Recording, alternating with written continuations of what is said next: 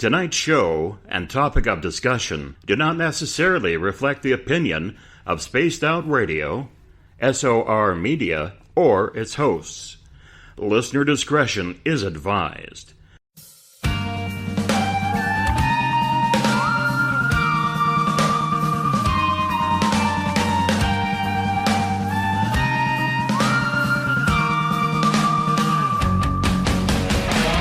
Here at Spaced Out Radio, we are about to take you higher. Broadcasting from the Rocky Mountains of Colorado to you listening around the world. Welcome to Spaced Out Saturdays on Spaced Out Radio.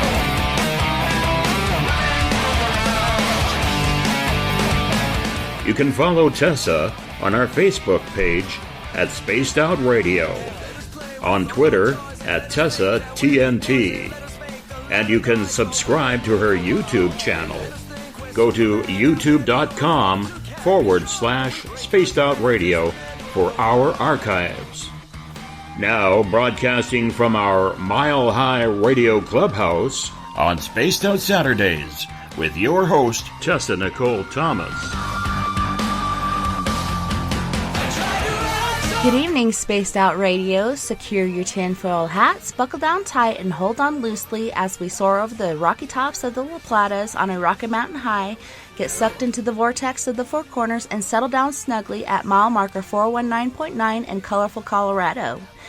It is Saturday, January 19th, Sunday, January 20th, for those of you on the East Coast and beyond, and this is Spaced Out Radio. I hope you guys had a rockin' weekend, an awesome day, and an even better evening. I am your host, TessaTNT, and I am live tonight broadcasting from beautiful Bayfield, Colorado.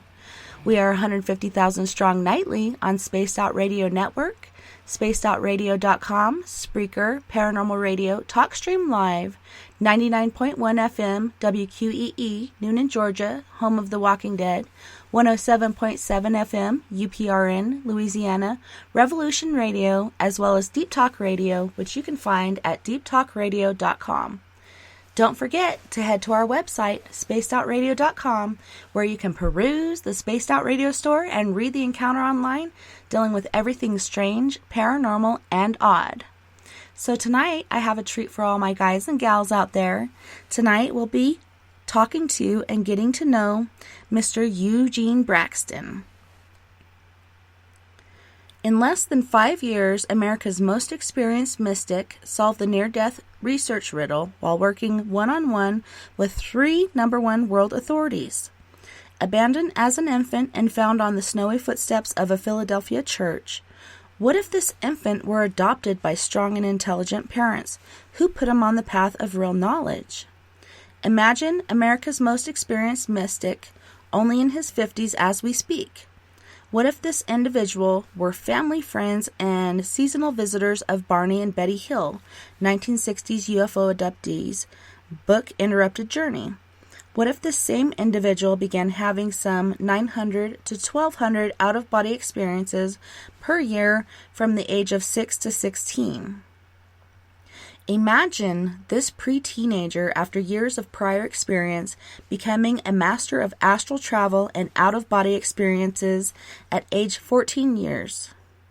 Imagine this 15-year-old, a natural lucid dreamer, mastering also the many-layered dream worlds, so completely becoming, as 15 years old, the nation's foremost authority in experiential dream control and levels of consciousness. Imagine this 15-year-old already on an out-of-body king and dream world master, then becoming a royal and frequent visitor of the beautiful spiritual realms, assessing as a teen the spiritual guidance, wisdom, and learning levels in addition to time travel via the astral and dream planes. Verified by world authorities, imagine even further as this 15-year-old teenager, after years of prior experiences with out-of-body visits to other realms, then has a landmark near-death experience at age 15. He has a landmark near-death experience that amplified his natural psychic abilities many times over. In 1996, a frightening experience at an extremely haunted Philadelphia mansion provided a warehouse of cosmic energy, which once again boosted his already impressive lifelong psychic abilities even further. From 1996 to 2019, the research data from America's most experienced mystics' 22 years of research work and over 50 years of experiential research has led to scientific research with 3 #1 world authorities, new near-death revelations, forbidden esoteric knowledge, as well as the raw data of his own near-death and subsequently the life-after-death statistics/evidence as well. There's also confirmation in the UFO alien abduction research fields. Welcome to the show, Eugene. It's so great to have you. I'm sorry, I couldn't hear you. You read that well. Oh, thank you. Probably the best I've heard. It's pretty long, so thank you. Oh, no worries. I always worry about getting tongue-tied. But it went very well. It's so interesting. Yeah, that was written 22 years ago in 1997, and it's exactly true. And a lot has happened since then. But how have you been? I've been awesome. I've been working overnight security and sleeping in between and then doing the show on the weekends, and I'm just really doing what I love. I'm really enjoying life right now. That's good. Yeah. It seems like you might be like a mini workaholic. But your show's doing well, and you're in a good company with Spaced Out Radio. Yeah, they got their stuff together. I really love it. The way I found them was doing the page share for my Four Corners Paranormal Investigations, and I found Spaced Out Radio, and I was like, Spaced Out Radio? I can relate, and ended up checking it out, and from the get-go, Kat and Trip were telling me, you're going to be hooked, and I'm like, no way. I don't really listen to these things, and I was. They were right. I was hooked. And so I started helping transfer YouTube videos, and then I started booking, and then Dave asked me to be weekend host, and I was reluctant to accept, but I thought about it for about 24 hours, and then I'm like, okay, I'll do it, because I do love my family and what they're doing, sharing this message and helping everybody to gain more knowledge, and I just had to do it. Mm-hmm. Yeah, Dave's really cool. He's like a pro announcer, and then all the SOR members and anyone who deals with the show, especially as an audience member, they're really cool and together too, and really smart. So it's good. It's like Dave said, it's kind of like going to class. Like when you check out one of their chat rooms or listen to one of the interviews, it's pretty good, like knowledge-wise a lot, and it's really friendly and cool. So I like that. Yeah, it really does make you feel right at home. So can you, I know you wanted to do some shout outs, and then after that, can you tell us a little bit more about yourself? Yes, Tessa. I want to give a shout out to my son, my mom, and also the rock singer Stevie Nicks, who's a friend. And she had a big influence on my life, which maybe I can touch on later for a few minutes. She is definitely amazing, and she had a big influence on my life as well, so we kind of have that in common. Yeah, she's heavy, she's together. She's the one who kind of formally, and I was 16 when they came out, on the verge of 17. I formally learned more about mysticism at an early age from her before any other book or experience. And she was kind of like a big sister figure. Even back then, and I adopted her as that. And I'll tell you later on, but she actually, her words, music, and the way she was, because mystically, I can only relate to my son and her in a mystical way. She did actually save my life. And that's why and I've followed her all these years, and she's still performing, doing good. In fact, she's coming to Philly. I'm going to be at that one. Yeah, she's together. And Fleetwood Mac with their music and then her voice. And that's the Rolling Stone called them the most mystical band ever. And that's true, which makes Stevie, of course, the most mystical singer ever. And she's together. She's super cool, super nice, and she's just too much. She is heavy. Mm-hmm. She's super. She's definitely. a female mystic. I learned the basics from her in a way that I could understand. You know, I just because I was going through a lot of stuff during the late teen mystic years when I was still getting my own personality cemented, and they really helped me just to stabilize and keep it together and stay alive and just and then mature. And those between 17 and 19 were particularly hard, and that's when I leaned on them the heaviest. And they got me through, so I'm always indebted to her for that. She's just heavy. Like if you listen to a lot of her lyrics and lines, there's evidence that she was a deep experiencer and maybe even a UFO abductee, like the Taken by the Skies. There's a lot of her lyrics are really deep in all of her songs, and throughout all of my life, they somehow came true in my life. Or it's just she has this haunting voice that's eerie and ethereal, and then her words are in that mystic way too. She's just the perfect big sister figure. That's so I like her. Yeah. She So definitely kind is, and she really knows how to touch your spirit and, like you said, to help you through things. I know I listened to her as a child when my mother would play her, and then when I was 5, almost 6, my mother was killed by a drunk driver, and so that took her out of my life, and I still listen to Fleetwood Mac, and it really helped me through a lot of things, like you were saying, and, it's like I was saying to you earlier, it's good medicine, and she's just amazing with what she does, and I heard something about she had actually found her voice when she joined Fleetwood Mac, and I think that's amazing as well because there's different fractions in your life or factions that help you to discover who you are, and I'm so grateful that she did find that and she was able to help you and I and others in this world through our hard times. she helped millions, and she has like millions of fans. I mean, I'm talking to tens of millions. I think 77, 250 million. She has a lot of fans in this country and internationally. And I'm glad she's around. She's such an important person in my life. She's my favorite singer. I actually got to talk to her one on one for 42 minutes. And Oh, I'm jealous. yes, that was more impactful, to tell the truth, than solving the riddle of near death and life after death. It was. It meant more to me. Because I was literally like in an altered state or floating on air for that happened on a Tuesday till at least Saturday, where I was in like a real daze. And I've been in all kinds of altered states, but this was different. Like when you meet a real star, and she was super nice, you know. For a while, I just babbled because I was way too nervous to even say or think anything. But it's deep, and she's a good star, you know. She's had her ups and downs, but she's always struggled to the top. And back in the 60s and 70s, where it was mainly a male-dominated music thing, she was one of the few females. There were a lot, but she was one of the main ones who fought against them, just like that HBO special says, and rose to the top. Then she had her own personal problems that she dealt with, and she's still alive. She didn't, shoot up and overdose in her 20s. She could have, but she didn't.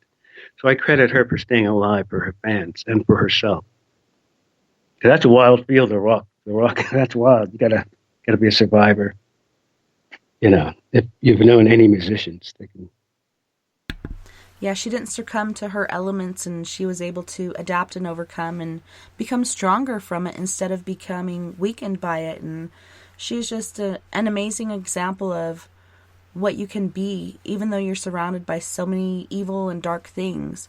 You can be this bright light in the darkness, and people really look up to that and can really strive to be as she was. And like I said, just hearing her voice, the way it touched my spirit, it really did help me a lot during my childhood to get through so many dark things in my life.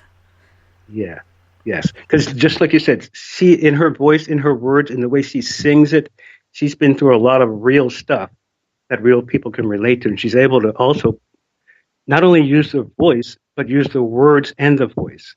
I almost feel like singing if you hear her songs, but she's had a strong effect on everyone. And I'm super proud of her. She's super mystically, if you even look at her videos or watch any of her songs, like Rihanna in 97, or Gypsy. The Gypsy, that was a classic one. Or Dreams, that was super heavy. If you listen to her voice, she's just super heavy. And she was right on the head plane where I was when I was 19 and trying to balance and get myself together as an adult.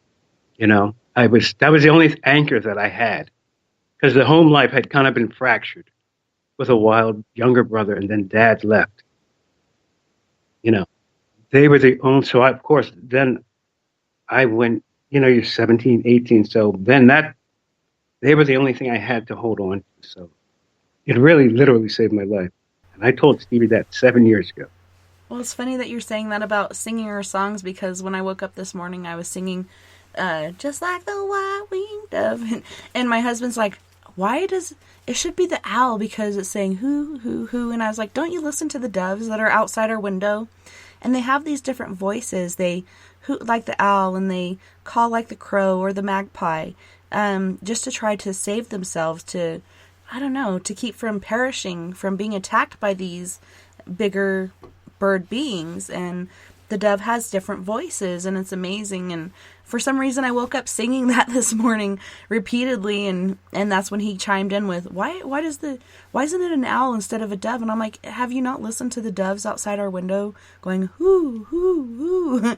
You know, they do actually do that, and they take different voices to try to survive and to keep their children from perishing, from keeping other birds from coming in and taking their eggs or eating their eggs or whatnot. It's pretty interesting.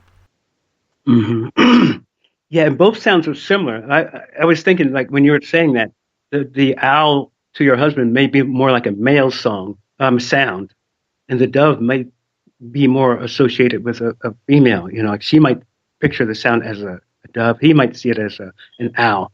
But the sound is the most important thing. And yeah, just the way like you said, the voice.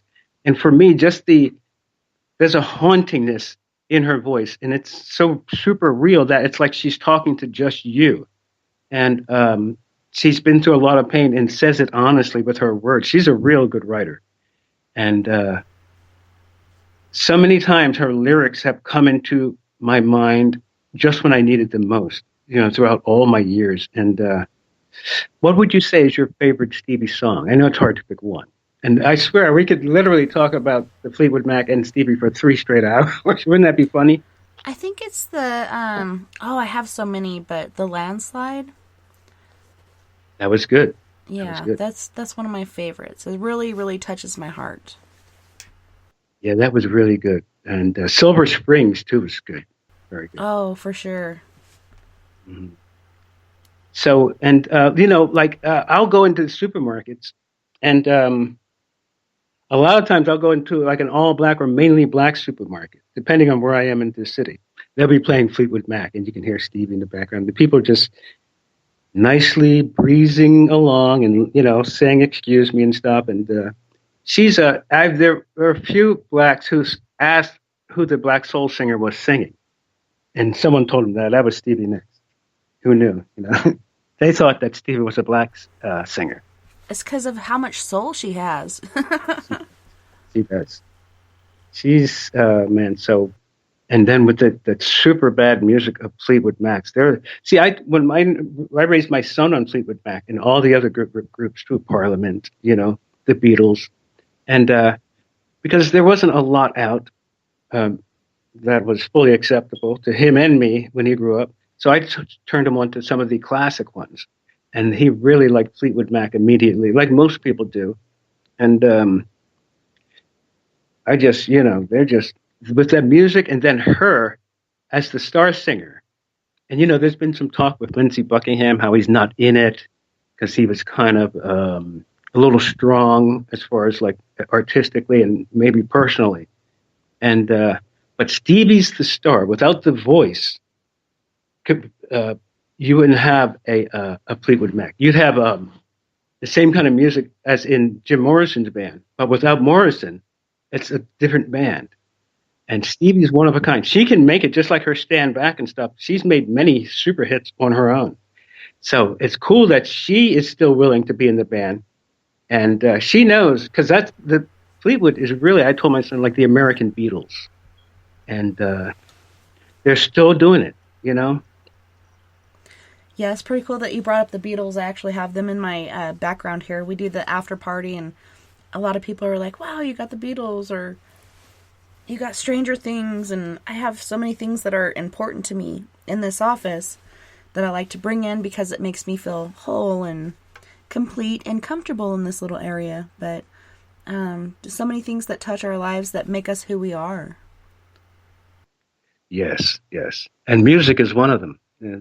So my son knows music way better than I do, but it's important, music, and it humanizes you, you know. So I appreciate having actual artists like Stevie and Fleetwood Mac who actually make something of substance and depth that will last, and you know, it stands the test of time. And then with all of them, like Lindsey, he's the best guitar player in the world alive right now, or one of them, you know, top 3. And I really love all their music, you know.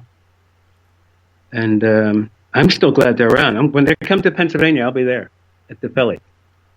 So you can't miss that. You know, that's like seeing the Beatles or Parliament. You know, they're an all-time group, and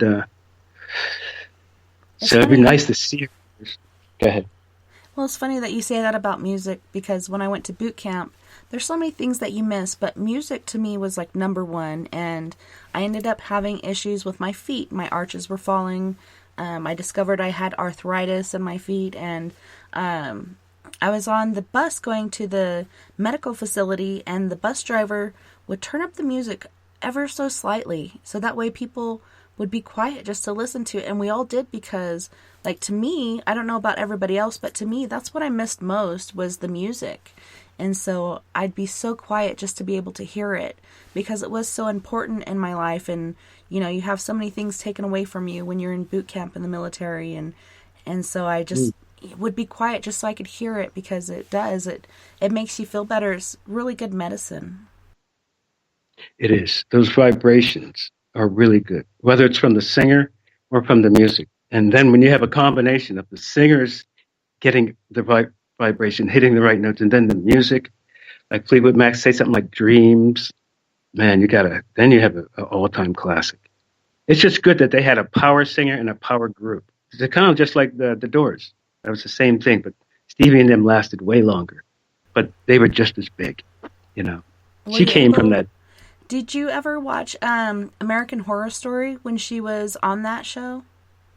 We stopped watching, Son and I stopped watching TV about 5 years ago. And I watched some stuff on, you know, internet or YouTube, but I'll have to see that. I know she's in it. And I'll have to see her scenes in it, because she's been back a few years, right? She's done a few years on that show, right? I think. It was, I believe, for one season. It was for the Coven season, and she went in as like one of the main white witches, and one of the girls that was supposed to be the superior really looked up to her, and so they brought her in as a special guest to play music for her, and she gave her one of her fringes that had the roses on it, and it was pretty cool. And she'd sit there and play on the piano and sing her songs, and it was so amazing just to hear her singing again on that show. So that was pretty super cool to see her nowadays, you know, when a lot of people, you know, a lot of kids weren't able to hear that music, and they were able to hear it and perhaps look it up on the internet and delve into it. And so it was cool that she kind of made a comeback that way. Mm-hmm. Yeah, she and they never really left the scene, but to be on TV, and they should have had Stevie in film long ago. That was kind of dumb, because she's, you know, a singer is actually a stage performer, and doing it live is even harder. So singing is kind of half acting. Because you have to perform in front of the audience, and she's like she's the lead singer, so she's like the main star, the main actor, as far as singing goes. And so she has to do the right looks, the right hand movements. I used to write a lot of, it's good to talk about her, because I used to write a lot of stuff about her, and she saw it. But she's a good performer. And how was her acting? Did she act? Did she have lines and stuff on the show? Yeah, she did, and she did very well. And like you were saying, they should have picked her up earlier because I think she would have been a great talent. And a lot of singers these days are actually starting off as singers and then going into acting and doing incredible jobs at it. So it's a shame that they didn't take advantage of that back in the day, but it was so good to see her on the movie screen or on my cell phone or wherever I'm watching it, being able to see her perform and to be who she is, basically. She was playing herself. It was pretty awesome. Yes. Yeah. And I'll have to check that out. I think I've looked it up, but you have to maybe subscribe. I'll find it and check it out, yes. I've seen some scenes on her Twitter account. Yeah, Yes, if you have Netflix, if you don't, it's really cheap, but get Netflix and you can go on there, look up American Horror Story, and you don't have to watch it all, but look up The Coven, and you'll be able to find her in that series of that, or that episode of that series. Yeah, I want to see her scenes, yeah. Okay, yeah, Stevie, yeah. I could literally talk about Fleetwood and Stevie like another 2.5 hours. I know, me too. I was about to ask you. Wonderful. She's amazing, and I don't know what life for me would have been like as a child without her. As I said before, she really did help me through a lot of hard times. Yes. But on that note, I was going to ask you, what makes you who you are? Is there anything that we missed in your bio that you'd like to tell us, that perhaps your first experiences that brought you to this portion of your life, what you're doing today? Yeah, like the bio said, I was adopted, picked up by two perfect parents. One was a doctor and a school principal, the dad. The mom was like some innocent, straight mom. So that was a good start. I started having experiences at age 6. At age 9, I asked God to show me everything that there could be to know about all the invisible and inside things, mysteries of the invisible universe. And if he would, I told him that I would always tell people about him.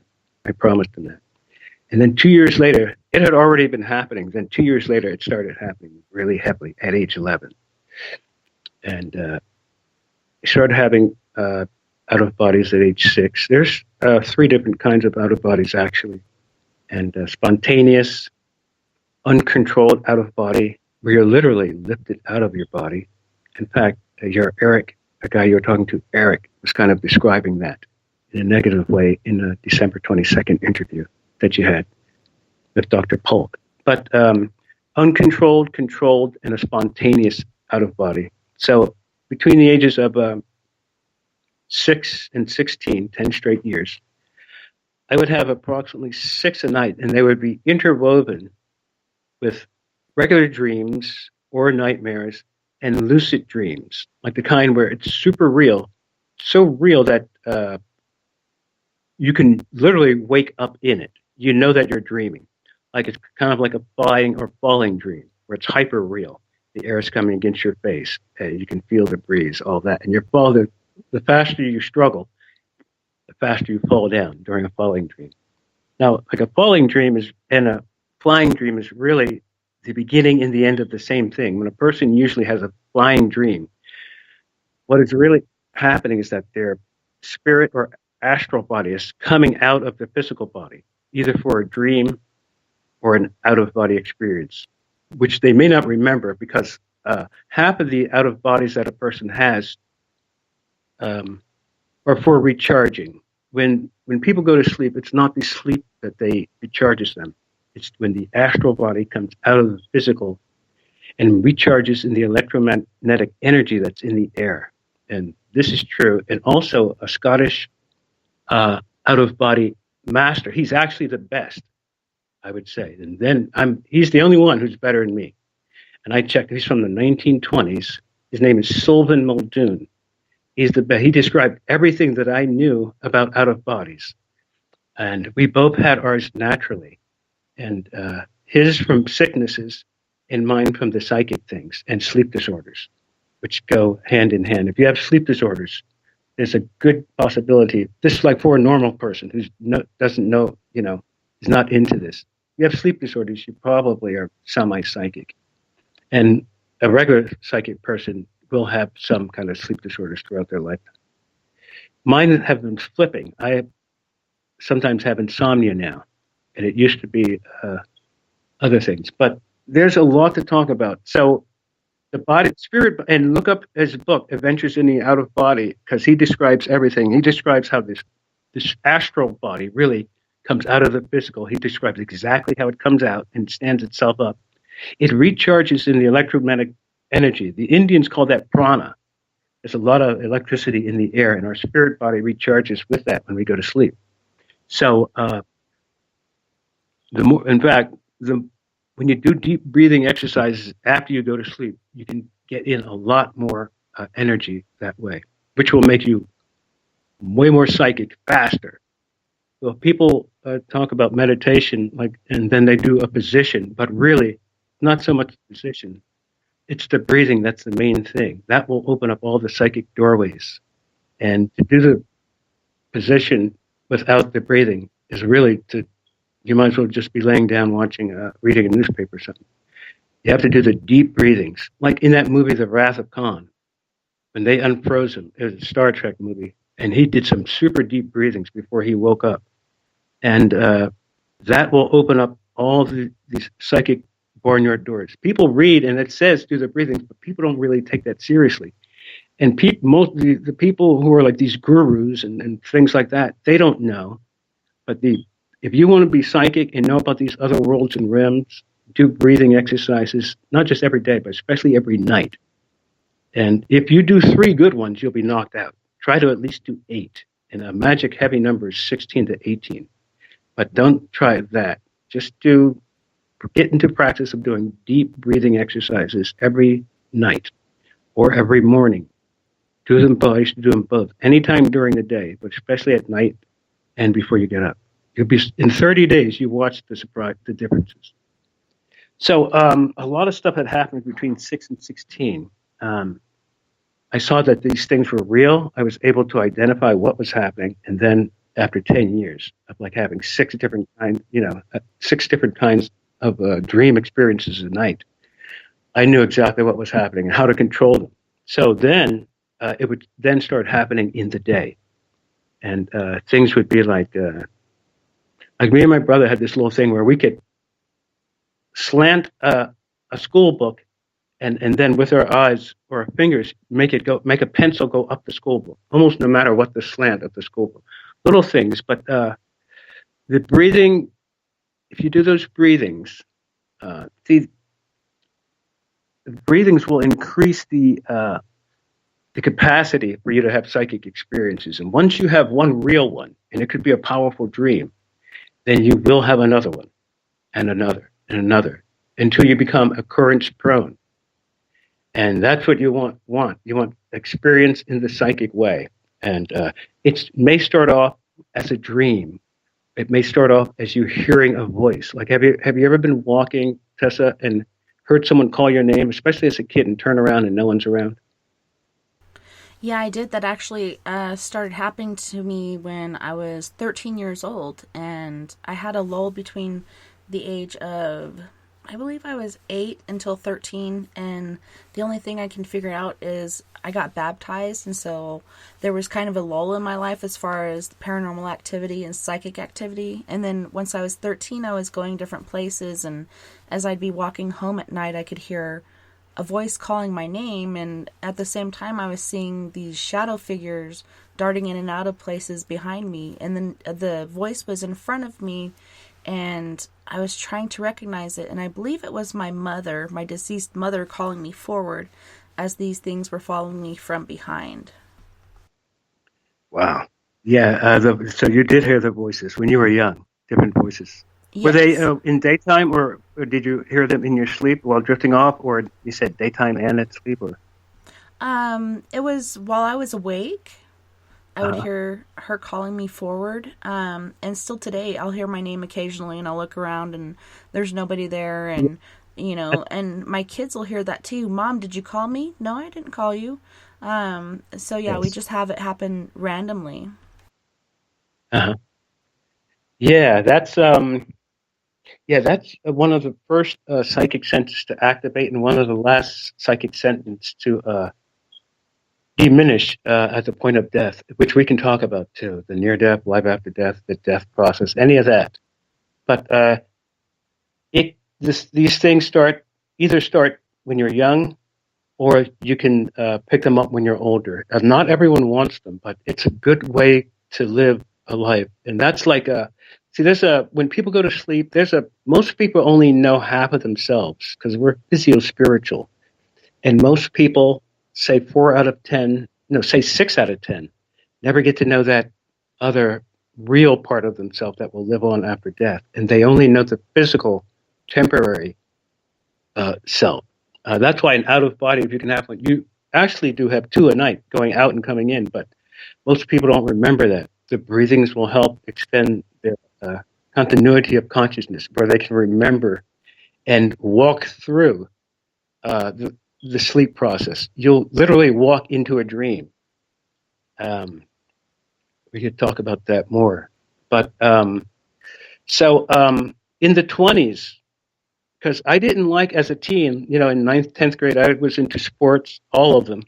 I didn't like sleep disturbances messing me up for sports. But I knew that the deep breathings made me really good in sports. I was stronger, a lot faster. And you need air power in sports, and I saw that the breathings helped me. Way faster reflexes. So I was swimming. I used to be on 2 swim teams, water polo and regular swimming.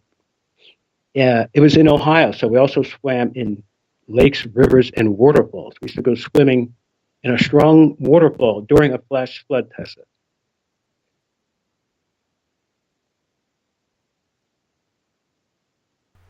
Yeah, that's pretty interesting. Yeah, dangerous too. But where was I now? You were talking Okay, about... so anyway, in the Okay, go ahead. 20s, I learned how to control and work with the abilities. I even tried to show Son's mom, who had them good, really good, but was not interested in invisible things. She was more interested in, the shopping and, coats and stuff like that, material, down to earth things, which was a good balance. So in the 20s, I learned to control them. And other people started, that was in the 80s. I started hearing stories about other people, because when I had mine in 75, near-death research, there was no such thing as a near-death experience. They hadn't started studying it until 77. So during the 20s, as the 80s went by, they started talking about near-death experiences. And I saw that a lot of people whose near-death, what they were talking about on talk shows and stuff, wasn't like mine. And even some of the near-death experiences that I would read about in the libraries wasn't like mine, or in the psychology books. So then I was still studying all the aspects of psychic phenomena, and to learn more. And there's when you're on like a student in the way of mysticism or higher spiritual knowledge, there's a part of your life where you'll fully hunger and just devour books. You'll stay up for days like reading. Yeah, I actually used to stay up way too late, especially during the winter, because my aunt, after my mom passed away and my dad left us with our grandparents, they couldn't handle us, so our aunt and uncle came and got us. And during the winter, I had this electric blanket, and she was sure to make sure that we all had our lights off. But the light that came off of that little dial, I would use that to read books at night. And like you said, I'd always had issues sleeping from the earliest age that I can remember. But staying up reading these books with that light from my electric blanket kept me up so late as well. But it's interesting, as well as having reoccurring dreams. One that I used to have that really disturbed me.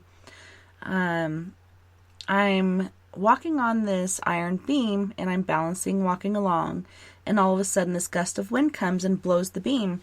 And then I fall on it, and I'm looking down at this point, and I'm seeing clouds below me, and then they start to part, and then I see tops of skyscrapers, and I see little tiny cars and even tinier people below, and it blows and blows again, and then I fall, and I keep falling and falling and falling until right before I hit the crack in the sidewalk, and I wake up.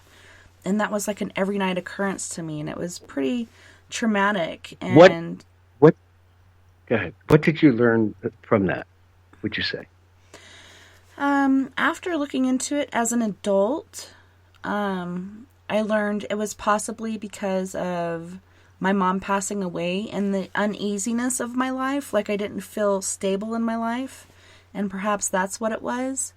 And then later in my life, I was wondering, was that perhaps a past life memory that I was having? Like working on these skyscrapers in a big city, and that's how I died.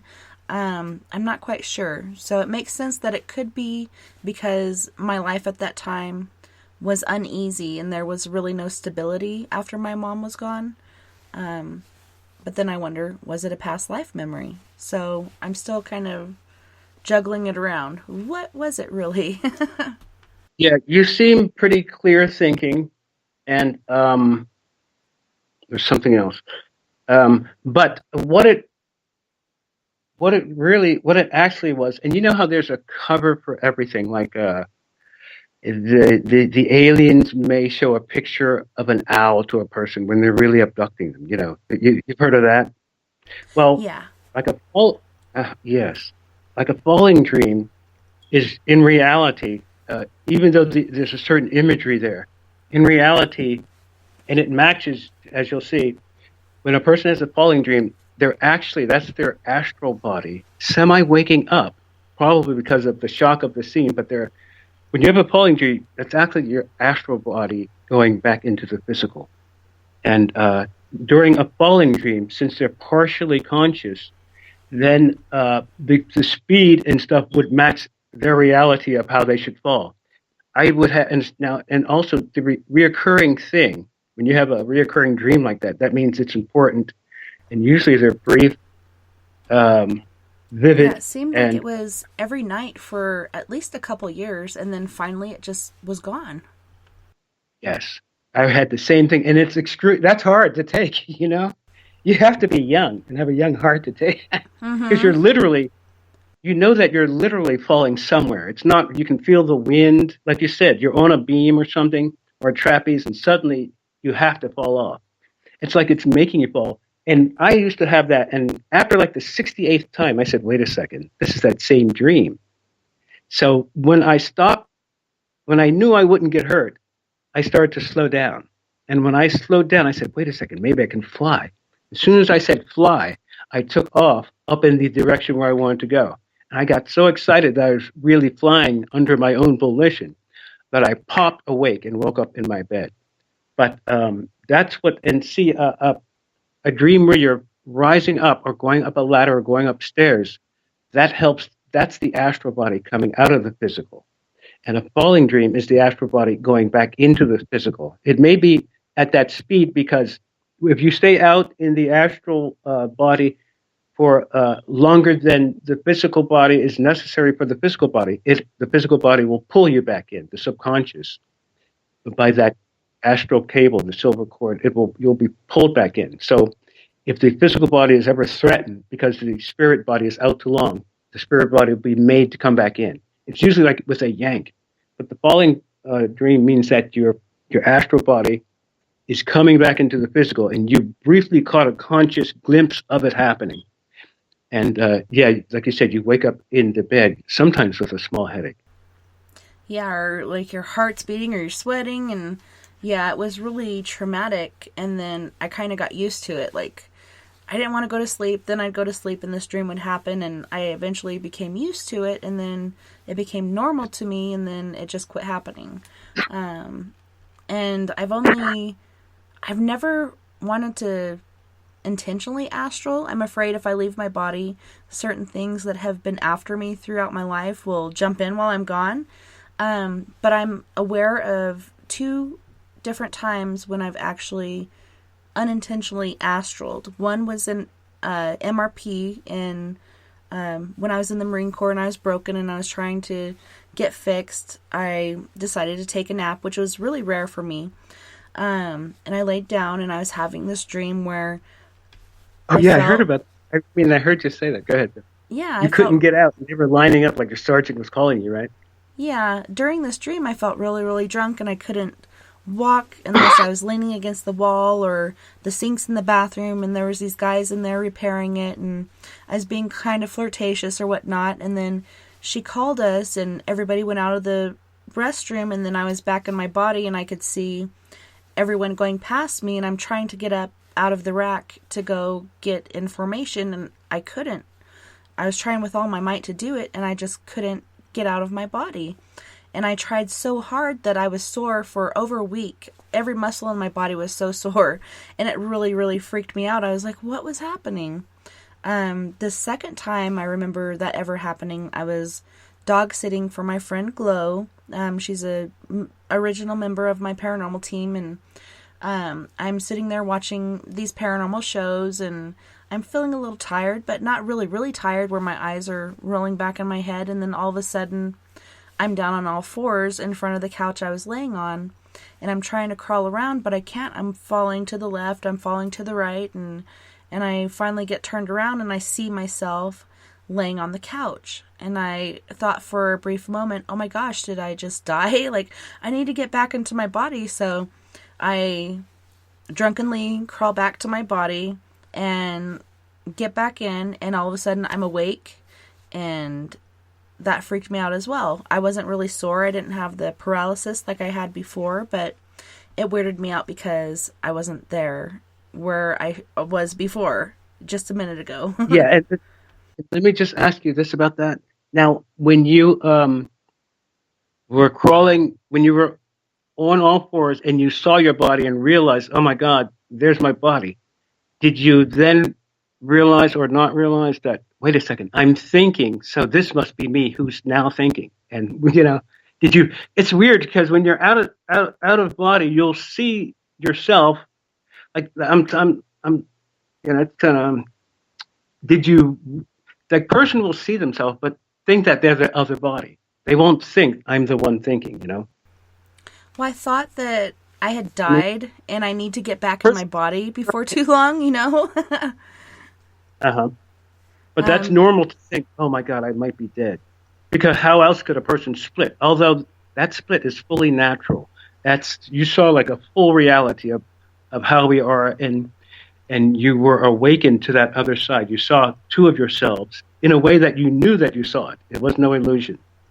Yeah, and then somebody was telling me, next time that happens, don't try to use your physical body. Do it as if you're in a dream, which I've learned to master my dreams, where I can jump and kind of fly for a distance, and I can breathe underwater, and I can do all these different things.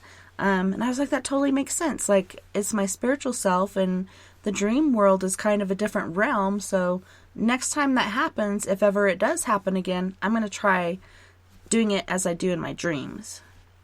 Mm-hmm. Now, also, let me ask you this about, as you were going to, you said, I'm going to get back into my body. Now, when you got up to the body, did you purposely crawl into it, or were you just into it?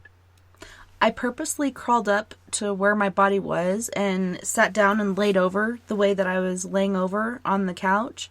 And then just like that, I was awake again. And I was like, holy shnikes, like, what just happened? Do you think that you naturally knew to just morph back into yourself, or did it come naturally? You didn't. Was it something you did? Yeah, I just knew I had to get back to my body. That's good thinking and smart. Yeah. I was like, before I'm dead too long, because I thought I was dead. Yeah. I need to get back to myself. Yeah. It's a weird thing. And it's also weird, too. Now that and the remembering the falling dream shows that you genetically have it to have those experiences and more.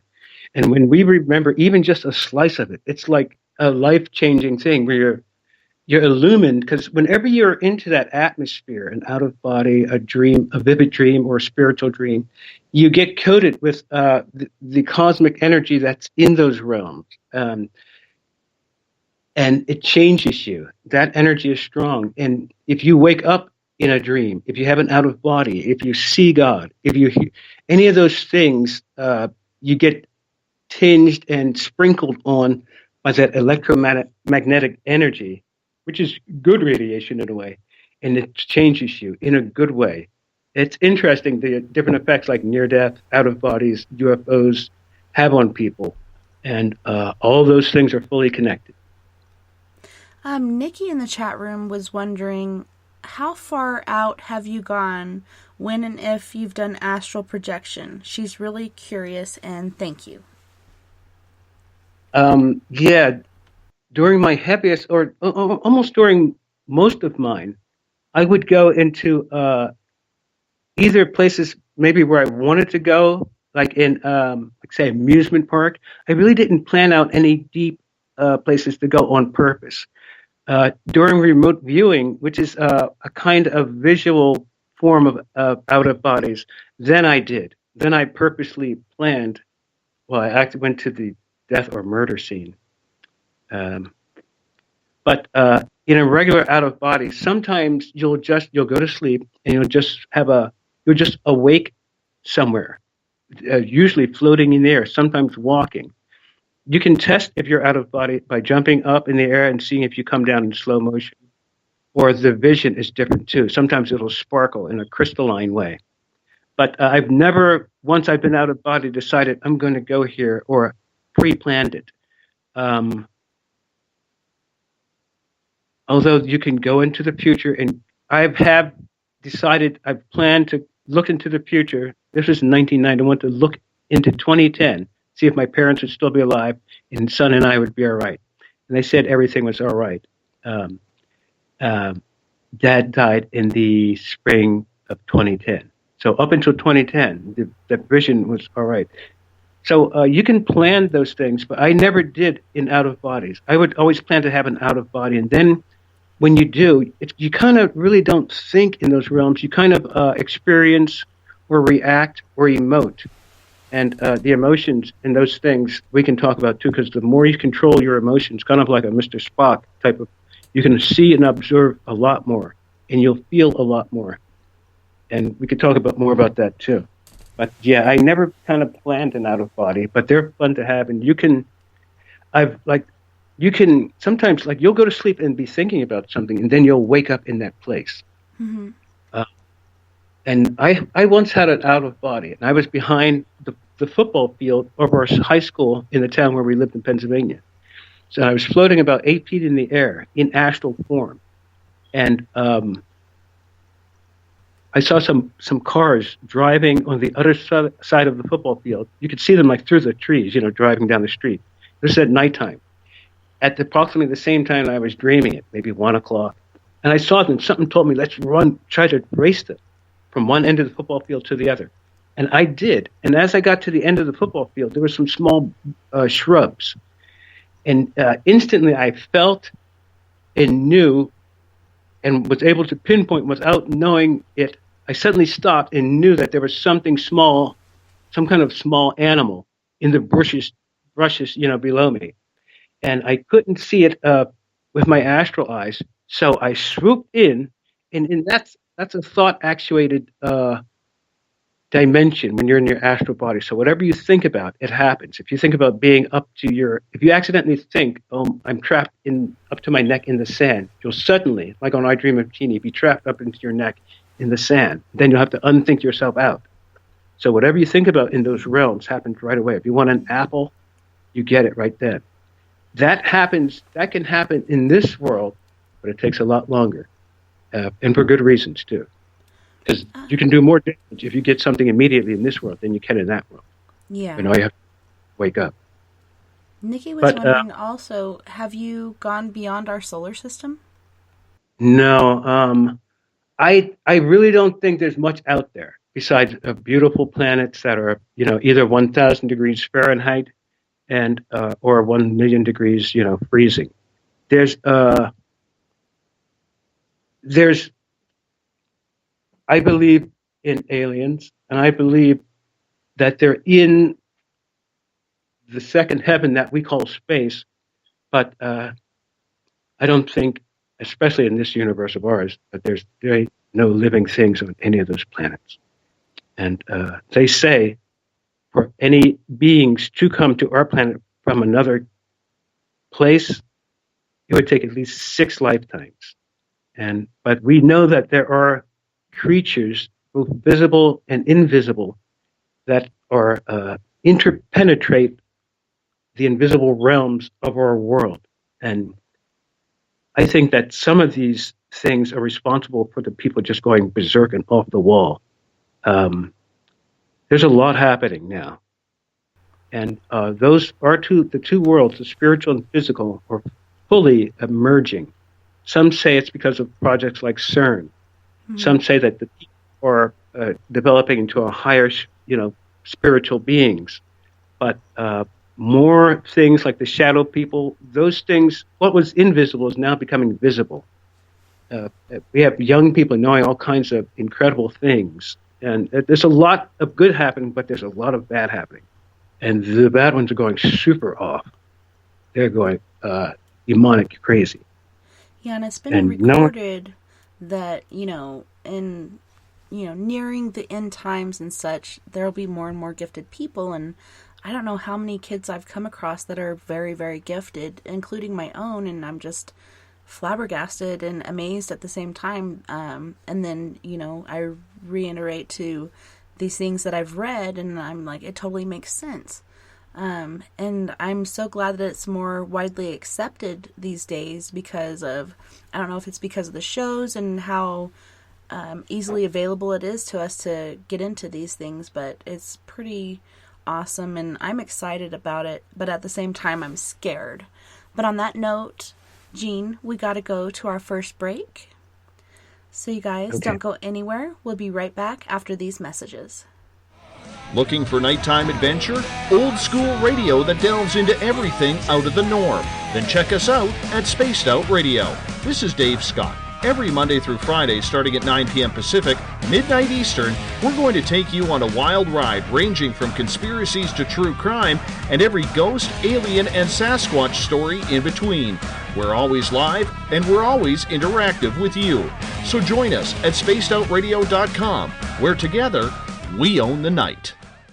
Hey, guess what? You can now get your brand new Spaced Out Radio swag at spacedoutradio.com. We've brought the store back with all new items for you to pick out and pick up for yourself, your family, or friends. T-shirts, hoodies, hats, we got it all.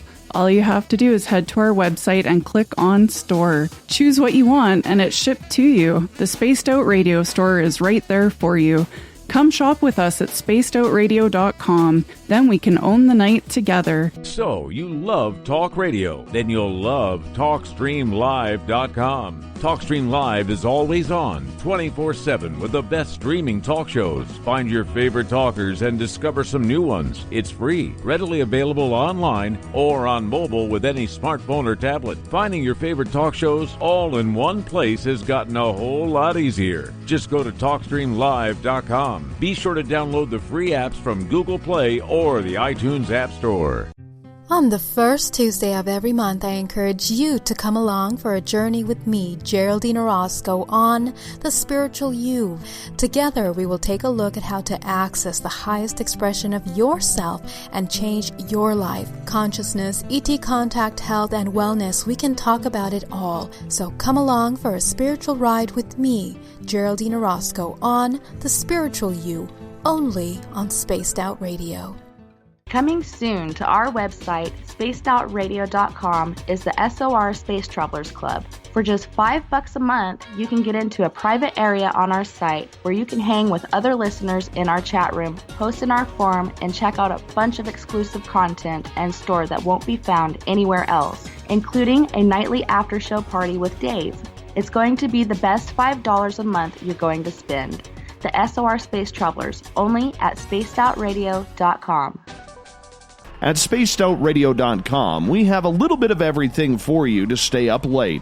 So while you're there, check out our SOR Newswire, where our team brings you stories of the weird and strange to the WTF from around the globe. News on Bigfoot, UFOs, paranormal, Darwinian-type crime tales. It's the stories that the mainstream media usually won't touch.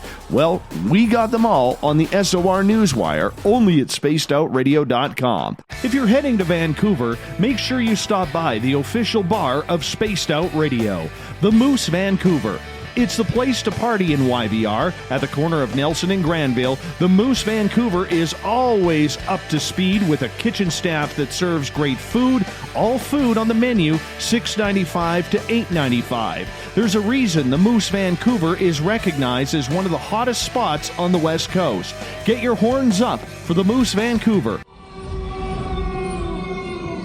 Hey, this is Canadian Paranormal Investigator Mike Moore. The third Wednesday of every month, I'll be teaming up with Dave Scott to bring you Ghosts of the Great White North. Each month, we will bring on guests from across Canada to discuss their ghostly encounters. Canada is a paranormal hotbed with stories you've never heard, so we're going to bring them to you. So get comfy on your Chesterfield, grab a donut, and join us, eh? A timepiece is a reflection of who you are, and what better way to show off the real you than with an Escape watch?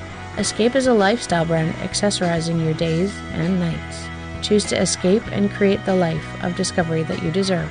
Dream, play, unite with your own personalized Escape watch. Head to escapewatches.com.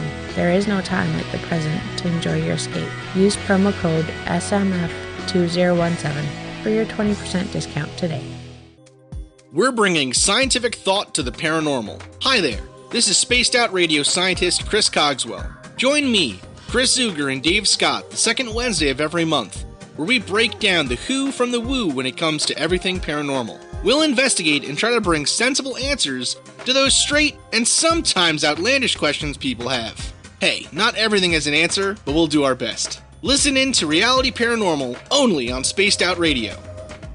Hello, this is your guitar man Ron Bumblefoot Thal, and I have to tell you, I love the response I get for Little Brother is Watching from Spaced Out Radio fans. It's amazing how music can inspire and make people think deeper about what's going on in the supernatural world.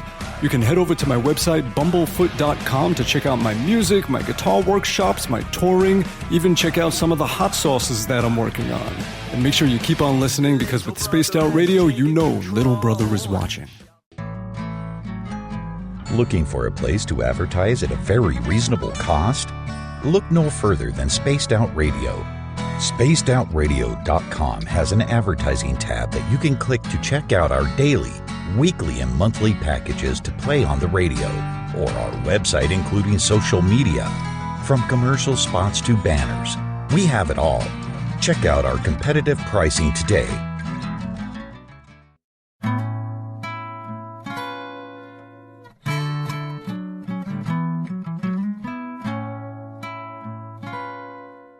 You can follow Tessa on Twitter at TessaTNT, on our YouTube channel, Spaced Out Radio, and our website is spacedoutradio.com. Now, back to Spaced Out Weekend host, Tessa Nicole Thomas. Hear the sound again, voices dancing in my head, smile wide, drowning slowly as the echoes rise.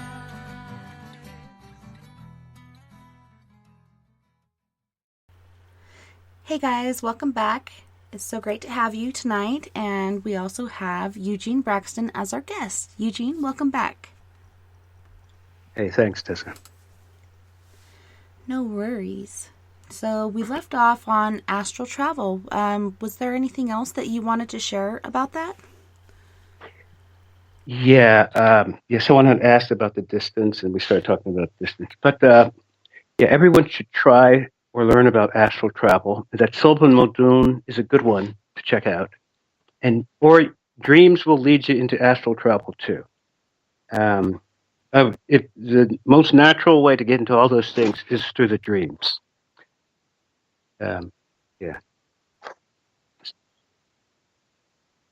So, like with me, Tessa, I during the 20s experimented and read and studied more. I was studying it as a teen too. In the late 30s, I had a son. I started doing films. I was working with the police, and when I was 39, I was still having psychic experiences heavily. And at 39, we went to a haunted house. We had a weird experience at a haunted house, which led to making 2 movies there, 2 documentaries with single females in each film. And deep stuff was happening with the film. For example, the first one, Haunted Beauty, we had like a Sharon Stone type Philly, blonde Philly friend of mine, and who really didn't believe in any of that. So we took her up to the house at night, a couple of nights before Christmas. It was like 2 degrees. We shot up there to do some footage. And within 3 minutes, she was running from the house in the snow. You could see her crunching. I'll bring these films out. They're in the copyright office. 2 or 3 minutes, she was running from the big, scary house. It's a historic, nationally registered haunted house, too, up in Germantown, Philadelphia. So as she got to the sidewalk, and it was in the middle of what would be considered like rough neighborhoods, but none of the neighborhood clowns would go on the block. You could see them 3 blocks down, but none of the neighborhood clowns would go on the block. And even the houses across the street, every other one was abandoned. So people were staying off that block. So when I got down to the sidewalk, I kept the camera on. I saw Sarah acting kind of funny, like making weird like eyes and faces. It was, like I say, it was freezing out on a cold Tuesday night, December. And all of a sudden, she glid. She was gliding right across the sidewalk, and it was cement. Gliding right across the sidewalk, like without moving her legs. So I kept that on film. And as I got closer to her, feeling safer, and she was feeling much safer and stuff now. You could see her beaming, like with this happiness. And the house, she was already cute, but the house super magnified her looks. And you can see it right on film where she literally turns golden.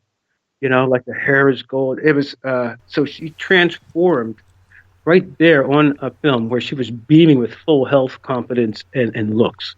You could get to see she went from being afraid, like the skinny blonde running from the house, into like this sturdy, healthy Viking type who was just, it was a cool. So I took it home. And then the next couple of days, I noticed during the editing, that when I put it in slow motion, the nice, innocent, straight, tough girl, Sarah, changed. The slow motion features of her were that of a witch. And at one point, she even had the hat on. So there was a completely different side of her in slow motion than it was in regular speed. And we did some pretty cool, it turned out to be a real cool film. So we called it Haunted Beauty. And some guy in New York, like the top 10 director, but we would later take another female there who worked with my mom in the summertime in 100-degree heat. She never sweated at all. And in 11 seconds, she had 7 different looks on film. You could see her eyes changing color, her hair changing color. So the house had strong effects. And the first time I went up to that, I went up with some Spanish guys. Their girlfriend was my goddaughter. So me and the guys went up, and we saw walking, this was right before we did the movies, about half a year before. Walking behind the house were these 2 telephone pole tall luminous beams, and they were walking. You know, they were moving as if walking. Once we saw that, we got the hell out of there. And just going on the grounds had an effect. There is no, the haunted houses are deep because there's stuff that does happen, but there's a super amount of electromagnetic energy there. And I realized that, and I went back there with goddaughter, just me and her. While she was kind of looking around, watching my back, I tried to absorb as much energy as I could from there, because that was in the 90s. I was looking for, I was younger, and I was looking for ways to fully increase the psychic powers, whether it be quartz crystals, bracelets, silver. And the haunted house was one where I went there and drained a lot out on purpose. So that next year, the research started, and some scientists had heard about my near death, because in it I remembered every single detail. No one's ever been able to do that, and not been able to describe it to the scientists. One scientist I saw it. I was in Newsweek magazine. One scientist named Bruce Grayson was talking about the near death, and I saw that this guy really believed in it, because then that was the 90s. Things were wild. People weren't really into spirituality and that like they are now. They're into kind of more hedonistic stuff, you know. They're a little bit, they're still wild, but it was kind of out just Bronx then. So anyway, this guy heard about it. I looked him up. I thought he was a regular college, you know, Temple or LaSalle, Penn State. He turned out to be the #1 in the world. So I worked with him for, 97 to 2000. No, 97 to 99, 2 years. It went above his head. I had to go to his protege, a female who had died 3 times, PMH Atwater. She's really famous. She's the best in the world now. They both are, but he's kind of like the dean. She's kind of like the number one. So I went from him to her, who understood it a lot more. She became my mentor. That's been like 20 years now. And I saw some things in the near-death that was so akin to UFO abductions that I went to the World Authority. Luckily, and by God's grace, somehow he worked right at the same campus temple where I worked, Dr. David Jacobs. I asked him, I showed him what I saw in the near-death, and he said he saw the same things. That was 100% right. I started working one-on-one with him for 12 years, from 99 to 2011. And then he retired. He's still around, but so I learned a lot from him and from those world authorities. And they don't just pick anyone. You have to know something or be something or something, and then you have to know their stuff well. So it went well with them, but it went beyond their stuff. And because Grayson and Atwater knew fully about the near-death, but not about the UFO. Mm-hmm. And Dr. Jacobs knew a lot about the UFO, even though it wasn't perfectly perfect. He knew a lot about the UFO abduction, but not about the near-death. I knew about both fully, because I had some abductions too. And also I have the scars, big ones, from the abductions. And I asked Jacobs that in 09. I wanted to show him. I took some pictures too. And he said, yeah, those are, because you can stretch them and stuff. They're right between my legs. And it's just always like a lifetime of haunted things. So the research was from 97, near death, 97 to 2002, 5 years. 2 with Grayson, 3 with Atwater. And then I continued on because there was UFO activity in it. And so I studied with Jacobs till about 2011, 99 to 2011. Also, Betty Hill in 99, she's a family friend. I called her up and did a 3-hour documentary with her in 99 when she was 80. And I went down as the mystic, even though I was only the mystic to the scientists. I hadn't come out publicly. They knew me as the mystic, but not any regular people. And so I did a nice interview with her because I wanted to see between her and Dr. Jacobs, who was right. They were having like a long-standing quarrel. Did aliens bring people through solid objects like Dr. J said? Or did they physically carry them out and around things like Betty Hill said? She came from that physical camp, and he had heard what his hundreds or thousands of interviewees, under hypnosis said. So I went down there to see who was exactly right, because I knew I could figure it out once I heard her side. I told him they were both right. Because she said, and on film, she said, listen, Eugene, and her and Dr. Day, it was a public feud. She said, anytime you see someone bringing someone through a brick wall and the wall is untouched, you better go see a psychiatrist. I cracked up. She was kind of like a Betty Davis type. Right. And yeah, she didn't. So she had her stuff together. And she was right. Yeah, if you see something coming through a brick wall and nothing happens to the wall, bursting through it and nothing, the wall's intact, you might start thinking about your own head. But it's deep. We'll talk some about spiritual illusions later too, and how to see through them. Yeah, and but before we get on to a lot of these other things like Betty and stuff, Shar was wondering, because you were talking about this haunted house and the girl that you had there, she's wondering, what do you think caused that transformation and how did she feel afterwards? Sarah, yeah, that was a good question.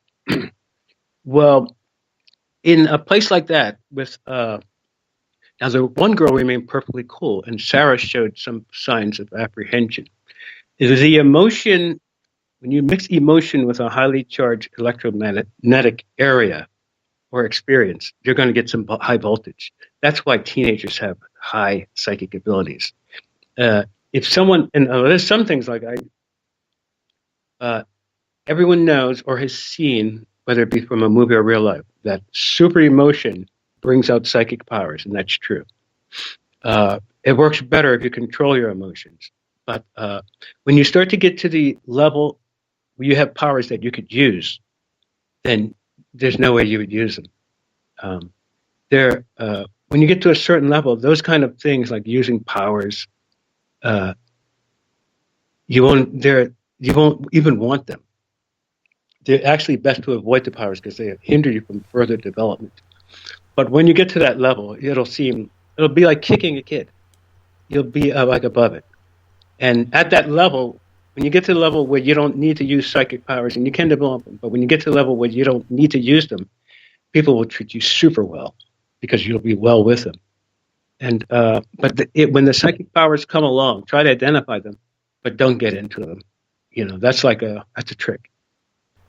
It'll hinder you. Yeah. You'll be forever trying to go with the flow, listen to the message, share what I need to. Don't go beyond trying to probe into people. If something comes up, share it, but otherwise, just let it be. A lot of people try to go, like you're saying, above and beyond and try to really enact on that power and try to get into people's heads or their psyche or whatnot. And it does hinder you, and it also causes different issues as far as attachments and different things that can really, really bring you down. Yes. In that way, that realm, those invisible, you get what you give. And that's why it's only really fair to only do something or deal with someone in the way that they have dealt with you. It's actually better that you treat them better. And when you treat someone good, you get so much back. Like successful business people know that. And people, when you treat someone good, you get between the 7 and 77 times more back. And at that level, you won't even care about that. You'll actually want to make the person happy because it'll make you wholesome and happy. So much depends on what we think and how we feel. If we can control or at least watch those two things, you could go really far in a real way, not a shallow way with beads on and stuff like that. You could go real, like interior, like how you are as a person, how much you can develop in your capacity in a way of integrity and honesty and honor, so you can be proud of it. And so those higher things, the breathings, the learnings, and treating people well, no bad person will be allowed to have substantial psychic abilities. They will be stopped in advance. And that's how I feel like people who know they have these gifts, they try to make a living off of it. And not only that, they try to take advantage of people and overcharge and take advantage of them in their weakest time. I'm going to charge this person $20,000 because they really want to find their kid. And I find it's when they do that, when they start losing their gift. If, on the other hand, like I do with my team, we don't charge anybody. We just want to help people because there's not a lot of help out here for people with the spiritual or paranormal realm. And we just want to help people. We don't charge. We go for free. And we just want to help them to understand what's going on, to coexist peacefully with it or learn how to deal with it. And to know they're not crazy, because a lot of people dealing with this stuff think, man, I'm going crazy because nobody else is seeing this, or man, I'm going crazy because I'm hearing these voices calling my name, or all these other things, when it's actually really happening. And I'm like, I don't want them to feel crazy. I want to figure out what's going on. The very, very low percentage of people are actually kind of crazy, but the majority actually have a lot of stuff going on there that they're just trying to understand and nobody else is experiencing. Yes.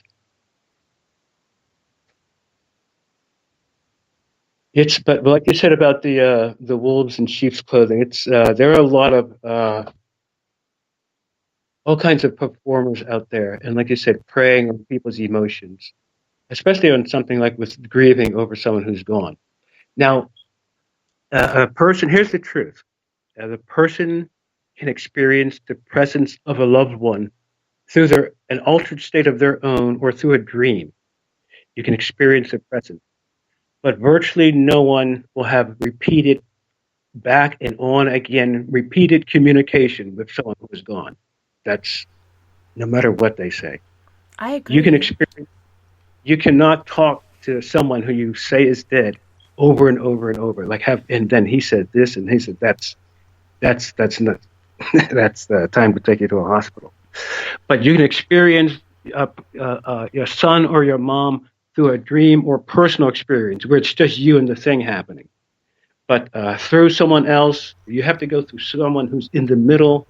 I would highly suspect that. Although there are actual people who are super sensitive and can help in some ways, but there is no actual continuous going back and forth with any dead person. It's too thick that way. Where they could see us, we could definitely not see them. But through a dream or altered state, since we are physio-spiritual, yes, especially if you do it yourself. But if someone says, look, here's what your mom says, what do you say? And I'll tell her that. That's just use common sense on that. Just think what your grandparents would say. Yeah, in my whole 40 years, since my mom has been gone, okay, let's say 35 or 34, I got to see my mom shortly after she passed, and she came to me in the dream realm, and I'm walking through this park, and there's a sidewalk, there's lots of grass, and then there's trees on each side. And I see this figure in the distance walking towards me, and it gets closer and closer, and I realize it's my mom. I don't start running towards her, I just keep pace. And as we meet together in the middle, there's a bench. And we sit down, and she tells me the same thing I got off of the one time I used a Ouija board. She said, I'm okay. Tell your siblings, and she named them off. Tell them I'm okay. Tell your dad I'm okay. I love them, and everything's going to be okay. And she only had so much time. I think there's certain rules. You can't really hang out and, like you would think you would want to. Well, I have to go now, but make sure you share this message with everyone. And I was so happy that I was able to see her because it was about 3 or 4 months after she had passed. I didn't get to see her again in the dream realm or this realm until I was about, I would say, 16, 17 years old. And I was there in the model cafe where I was working as a waitress, and I see my dad, and I see the back of this person's head, and when I get to the table, I realize it's my mom, and I just start crying, and I can't stop crying because I'm so happy to see her. Like, it's been so long since I've seen her, and I'm so happy to see her, and she didn't say anything. She just smiled at me, and I knew everything was okay. And I woke up, and there's tears, like, my gosh, my face was so wet with tears, my pillow was wet with tears. And my boyfriend at the time had woken me up, and he's like, "Hey, are you okay? Like, you've been sobbing in your dreams." And I'm like, "Yeah, I'm okay." My mom came to me, and he's like, "You do realize it's Mother's Day, right?" Because at this hour, it was actually Mother's Day. And I'm like, "Oh my gosh, I didn't even realize it." So that day I went to her grave, and that's when the monarch butterfly came to me, and I knew that was her coming to me through a different entity. Otherwise, I haven't been able to see her. No matter how much you want to see that person that has passed, it only happens when it's supposed to. And some people aren't really ready for it, And my oldest brother, he's like, "How come I haven't seen her?" And he's about, I think, like 8 or 9 years older than me. "How come I haven't seen her?" And I'm like, "I don't think you're ready yet." "But I am." "No, you're not." Because he's put himself through so many things, he's kind of distanced himself from being able to experience that because he's always leaned on the alcohol and the working too much and all these other things and not really opened himself up to it. He's finally realized to quit fighting the spiritual realm that's been trying to envelop his life, because we all have that gift and we all have the ability to see and experience things, and he's been trying to fight it because he thinks it's evil. He thinks my mom made a deal with the devil, and I know she talked to him and made a deal, and it was either us or her, and that's why she went.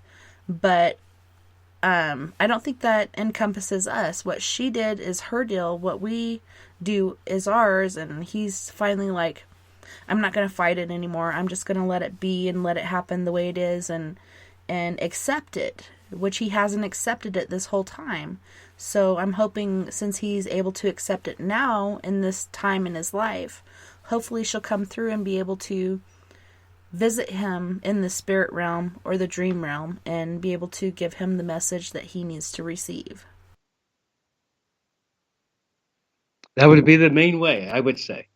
Yeah. Where he can be sure that it's real enough. You know, when the person has the experience themselves, like you did, in yourself, in a dream, that's 10 times more reliable than if someone else says, here's what she said. I can, I'd rather myself have it. And if the person desires bad enough, you'd be surprised at what they can do in this world or any other. Desire is a strong thing. And yeah, he's wanted it so bad, but he's muted everything with these things that he's been doing to self-medicate himself, that it hasn't been able to come through, is what I'm feeling. Yeah. So hopefully, right. Yeah, hopefully he'll get a grip on it and, you know, relax and learn to do other things to open himself up, and she'll be able to come through. And they had a really tight and close relationship through life. Like, even when he'd run away and go hide under the pecan tree or go somewhere else, she'd always find him. And she'd share different messages with him during life when she was still alive. But since she's been gone, he hasn't seen her. And so he's kind of feeling lost. Like, why hasn't she come to me? And I think it is because he's been self-medicated and fighting it. Yeah. Yeah. Yeah. So it was, the, Tessa? Yes. Okay. So the scientists heard about it. It went really well, both near death and then the continuation to UFO research. I wrote the first book. It actually turned out, thanks to God, who literally used me as a pencil. Turned out really well. Fantastic. Well detailed, well worded, well explained. And the second half is the UFO part. It was to be one big volume, but I split it in half so I could better explain each thing. Because each thing, to fully solve it, would take a lot of explaining. So I said, let me split it in half. Plus the publishers wanted 2 books. And first do the near-death. Dr. Jacobs wanted to say, let's do the UFO thing first. I said, no, let's explain life after death. Then we'll explain the aliens. Because it'd be easier to explain something that you can remember as opposed to something where you're not sure fully what it is. The memory thing was the thing that held us back with the near-death life after death. Only 1 in 4 could remember anything. And only 1 in 10, this is what the world authorities say, even made it into the white lights, which we should talk about later too. They have a strong effect, and the white light is the strongest color in that invisible realm. It has strong effects that increase in you year after year for the rest of your life. There's a lot to talk about in all of this, or we've been doing well too. But that's kind of where it is now. We mentioned like the psychic powers, where once they come on, and there's going to be a time in the person's life where they are improving, increasing, doing the breathings, and then they notice, oh wow, I can literally read this person's mind while they're talking to me. I can see what they're really thinking. Finish like that'll their sentence. Yeah. Yeah, or talk to them inside their mind while they're talking to you. Mm-hmm. Like they'll be talking to you. Or they're talking about, CBS News, and you'll say, let's go to Pizza Hut. And then they'll say, let's go to Pizza Hut. There's a lot of things you can do.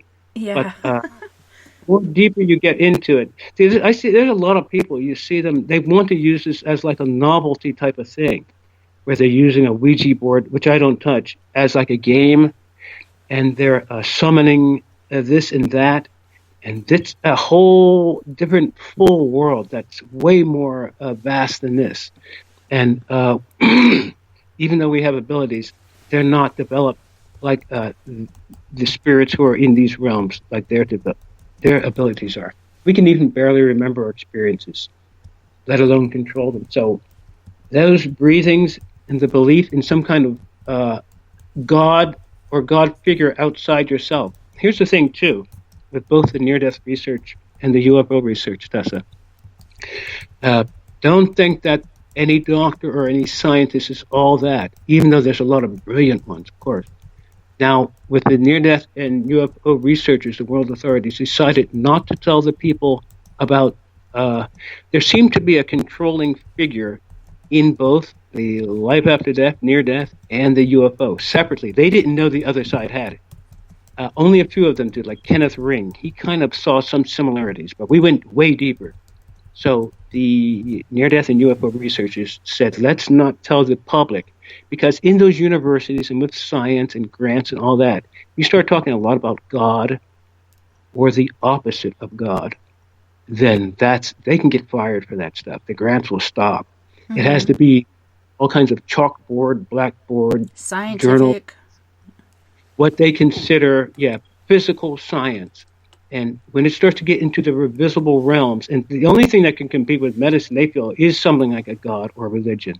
So, but they are forbidden, it's just weird how you would think in the university it'd be more open. But if those scientists start saying that God is in this, God is in that, then they won't get no grant or whatever. Yeah, I'm independent. Cut it off. Yeah, and that's weird and that's nutty. So they noticed in both fields, near-death and UFO, that there was a controller who roamed the paranormal avenues or wings of those estates. They called this, can you hear me? Yes, I can hear you. Okay, they called this controller the controller, or the controlling agent. I called it the controlling agent in charge because he oversaw every aspect of every paranormal event, was in control of it. And the scientists primarily did not want to let the public know, because this being who is in both of those fields represented a God figure or the opposite of the God figure. And those deans and trustees weren't having that. So they purposely kept it. So I looked into it myself, and you'd be surprised what I find. That's what book 2 is about. So the near-death, life after death was only half of the story. And there's more. And much more. And I interrupted you when you were talking about Betty. What were we going into when we were talking about her and her experiences? Well, I knew her. Oh, well, we were talking about Dr. Jacobs, how she believed that these abductions are physical, that they physically come in your house, physically lift you up, help you, kind of like a drunken, amnesiac, help you into the UFO that's around the corner in the woods. So, and because it physically happened to her, she sees it, her orientation, as it's a physical thing because it happened to me. And that makes sense. And also what she said, if you see someone coming through a brick wall and the wall isn't messed up, then you might have to question your own mind. Now, this is even the government checked her out, and they verified that they had an authentic UFO abduction. Back then, maybe they did all do them physically, and it wasn't so much physio-spiritually like it is now. See, what is also happening, Tessa, they may have gone, and when you talk to people and examine their cases, even a normal person, most people have actually been, because it happens at night during their sleep, have actually been astral abducted. And I have an artist who actually had the experience, and he did a YouTube video that few have seen, like 150. It's been out for 10 years. I'll put it up on my thing. But they more switch from, if you think of physical abduction with the cameras and all that, how can a physical abduction take place these days and no one would see it? That it doesn't, because it doesn't take. It's primarily a physio-spiritual, when they taking the astral body of the person while the physical remains in bed asleep, paralyzed. You'd be surprised. Now, in healings, the healer will go to, like, say there's someone like Jesus. He'll go in the room where the sick person is, have everyone leave outside. He'll lay down on the bed across the room from him. He'll come out of his body, bring the other guy out of his body, work on the other guy's spirit body, and then get back into his body, and the other guy's spirit body will naturally go back into his, and the guy's healed. That's one way to astral heal. But, and what was I just talking about? Because I temporarily forgot. about, well, you were just now talking about healing, how Jesus did it, and how other people are able to. Yeah. Okay, there's the Betty Hill thing. So Yes. her thing was physical. It has to be physical because it happened to her. Things can't come through walls. And her age group wouldn't believe that anyway, like from the 40s, 50s, and 60s. It has to come through a door. But we know more about that. There's more spiritual things happening in this world. And it makes full sense for them to take the astral. Then the person can make it look like they're laying there in bed. That's where the core of the energy is, in the astral, not the physical. It's the astral that recharges. So they can siphon some energy off of us, a vast amount, while we are asleep, because they're siphoning it off the astral, which can exist if you look up Sylvan Muldoon's thing. And I agree, it can exist even just 2 or 3 feet above your body. Like you could have a dream where you just you could go to sleep and not dream, but your astral, just because it does recharge in the air, will be just a few feet above you or close by. It doesn't have to go miles away. The main thing is about recharging, and the dream is just something to do while you're recharging. Mm-hmm. And a lot of times, astral will act out the dream. Like you might have a dream that you're playing basketball, and the astral will be somewhere dribbling an invisible ball or shooting. It's a weird thing, those 3 dream levels, because they co-interact too, where you can switch from like a regular dream to a lucid dream to an out-of-body.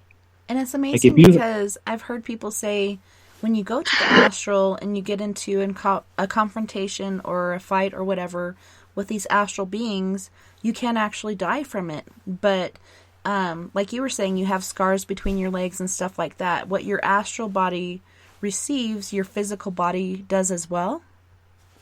Yes, everything starts on the astral first, like an idea, and then it physicalizes as out. Yeah.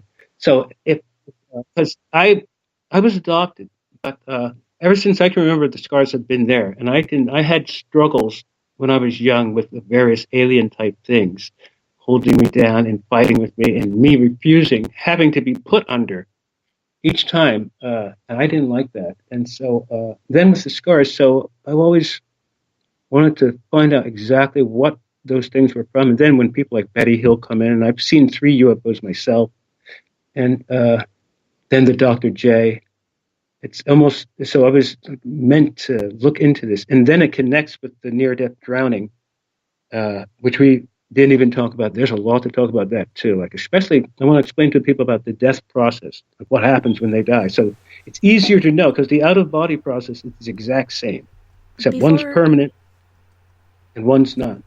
Before we get to that, Shar was wondering, but how can they believe near death without knowing there's a God? She says it doesn't make sense. How can they what? How can they believe in the near death, as far as talking about scientists and the grants and such? How can they believe in near death experiences without knowing there's a God? And she says it doesn't make sense. Okay, that is super thoughtful and clear thinking. Because at first I didn't understand it, and I said, "What?" But then that's a full good question, and that's something that those trustees should ask the doctors themselves, because what they want to do, since they're not allowed to talk about God, or even that they might personally believe in God and they go to church and stuff like that, but since they can't say it or bring it up to the school, then they switch it into consciousness. We're not looking for God. We're looking for consciousness outside of, after death. That's it. Consciousness outside the body. And so they kind of switch it to a physical thing to get it over those questions. If they were asked that, well, we're not looking. If the dean said, "Are you looking for God?" No, we're looking for consciousness, which is the same thing as God. So that's how they kind of get around that. But you would wonder, what kind of scientists would work it? Because I asked them that too. I said, how can you look for something you don't even believe in? Or, but that was a super question. But yeah, so they switch it, and it then becomes consciousness. That word is acceptable. And if you can find out the meaning of consciousness, to them, that's a big thing. But everyone is conscious. What they should understand is that there are various levels of consciousness, not one consciousness. Like Jung said that there were 2 distinct divisions of consciousness. He was right, because it happened in my near death as I was going into the white lights. Just like a person on the operating table sees themselves from above and sees the doctor's work like my friend Dave Horning, an All-American linebacker. He came out of his body, could see himself down on the operating table, and from an above position, 8 or 9 feet above, above the room. Yet, when that happens in real life, the person can both see themselves from above, and also they can feel the doctors cutting into them. And they at can the hear same time. everything they're saying, and when they come back, they're like, I heard exactly what you said, and they reiterate it, and then the doctors and nurses are blown away, like, how did you know that? You weren't even here, according to scientific method, but they were spiritually. Yeah, their spirit body, it's not their soul, because the soul is the personality of the spirit body, but their invisible spirit body, which is the highest form, came out and looked down. And in those situations when you're not fully dead, but you're outside your body, the physical body can literally look up and probably see you in the corner of the room. But the spirit body definitely regains consciousness. The person doesn't die. They literally regain consciousness after death. And your belief factors have a good amount to do with that. Just like what I said about if you picture yourself in the head, up to the head in the sand, in those realms, you will appear suddenly there, like in that TV show I Dream of Jeannie. So you have to unthink yourself out. Yeah, you got to watch what you think. And after it doesn't take long. Oh, that's so true. You got to be conscious and aware of your thoughts and be careful of what you're thinking.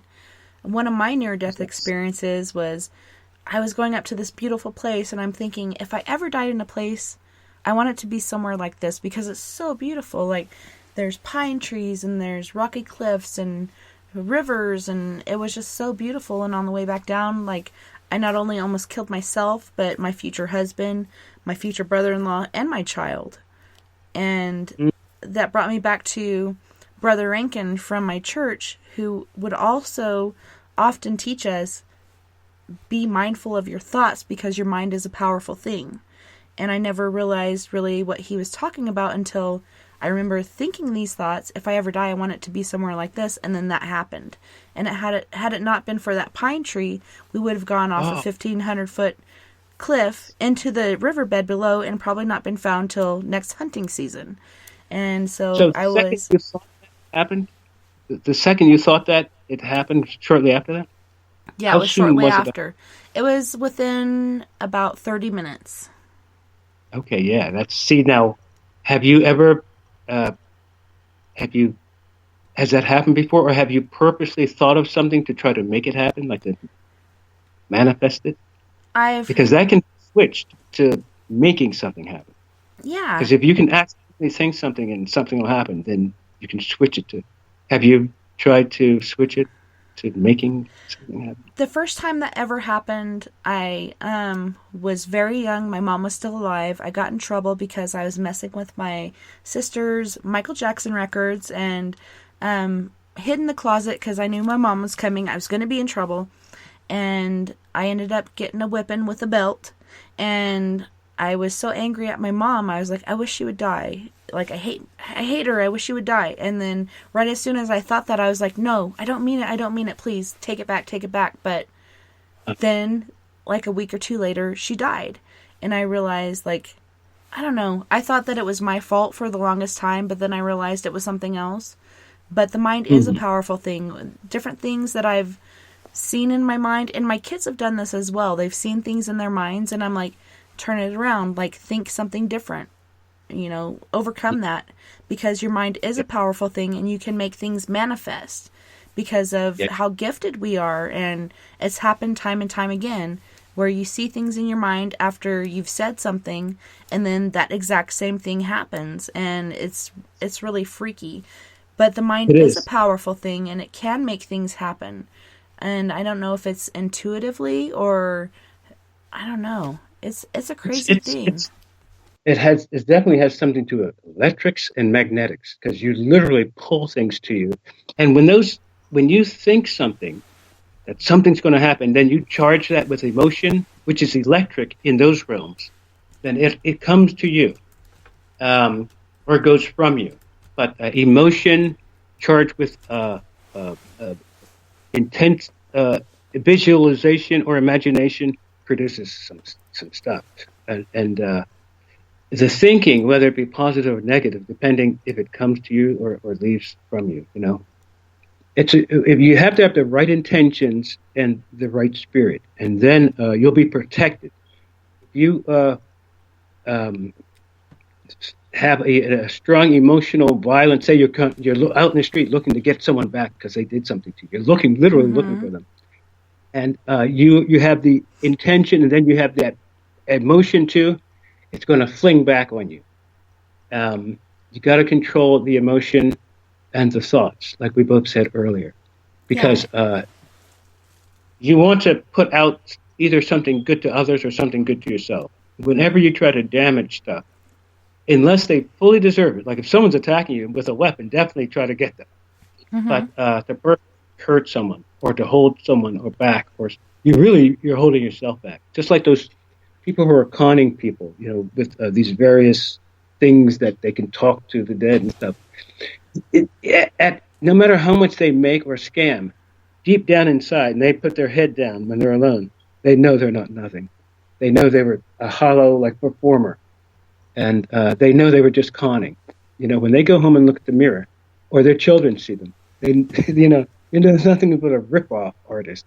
They probably hear a lot.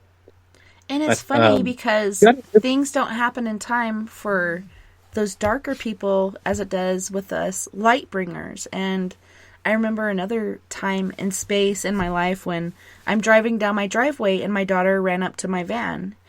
And I stopped and I'm like, hey, get away from the car. Don't ever run up to a moving vehicle. And I knew I was going to run her over. And I'd start to accelerate again, and she'd run up to the car again. And I'm like, hey, I told you, don't run up to the car. I knew I was going to run her over.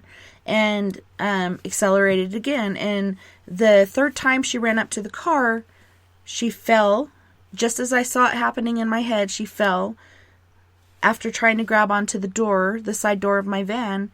And I ran over her ankle, and it kind of grounded into the gravel in our driveway, and then I had to take her into the hospital.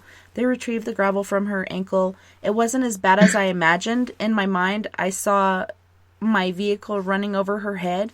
Luckily, it was just her ankle, a different ball joint than the head.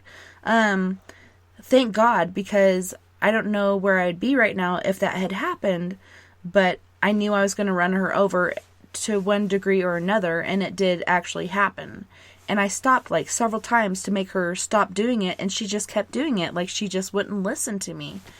And I don't know, I just kept seeing that playing through my head, and I see things we just got this bunk bed for our kids, and I keep seeing my youngest daughter falling and her head getting stuck in the stairs on the way down because there's this little metal ladder and her neck getting broken. And I'm like, quit thinking that, because the mind is a powerful thing. But I just am so encompassed with worrying and seeing different outcomes and such. And I'm just trying to tell them repeatedly, don't do that, don't play on the top bunk, don't do this, don't do that, which they continue to do it. Anytime you say don't, they're like, yeah, let's do it extra more. And I'm just trying not to think she's going to fall off the top bunk and her head's going to get stuck in the ladder and her neck is going to break, because I don't want that to ever happen. If any of my children ever succumb to that, I would die not only spiritually, but physically. In reality, to me, that's what would happen to me, and it just plays over and over in my head. And I don't mean for that to happen, but I think it's just that internal subconscious thing going on, and I try to make it stop, but I can't because I just worry. Just like in the past, I've worried about fires happening in my house due to the dryer or the stove, logs falling out because we can't close it all the way without the fire closing off, and I don't know. There's just so many different variations of things that could happen in your life, and you're just like, hey, who took the battery out of the smoke detector? Why are you doing that? And my kids, my 14-year-old and my nephew that I adopted this last year, were it was going beep, beep, beep, and it was driving us crazy. Nobody else heard it, but they did. And I think it's something telling them to take it out, and maybe that's what's meant to happen, which scares the crap out of me because it's not supposed to happen, but they're hearing it going off. Nobody else hears it, so they take the batteries out, and I go out every day and find the batteries out. How am I supposed to stop that? I don't know how. Because they're psychically hearing it, even though it's not happening.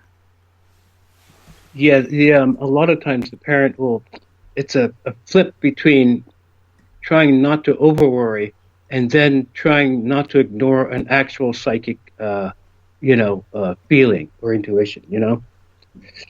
A lot of times the person, what might be something real, the person might ignore because I'm just worrying too much. So it's like a delicate balance. But parents understand that worrying thing, especially when it comes to their kids. And in fact, remember in the one interview with your 3-year-old was telling about that dream? That was pretty interesting. There's a lot of with these beings that people call aliens. They are invisible. They have a heavy interest in our children, and like you said in that interview, especially in the youngest ones. And Dr. J's research was into that, and I heard some wild stuff.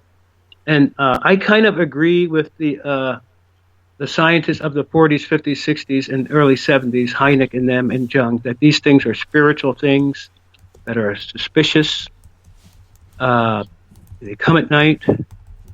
They leave scars on people. They supposedly take babies from people. They paralyze us. They abduct us.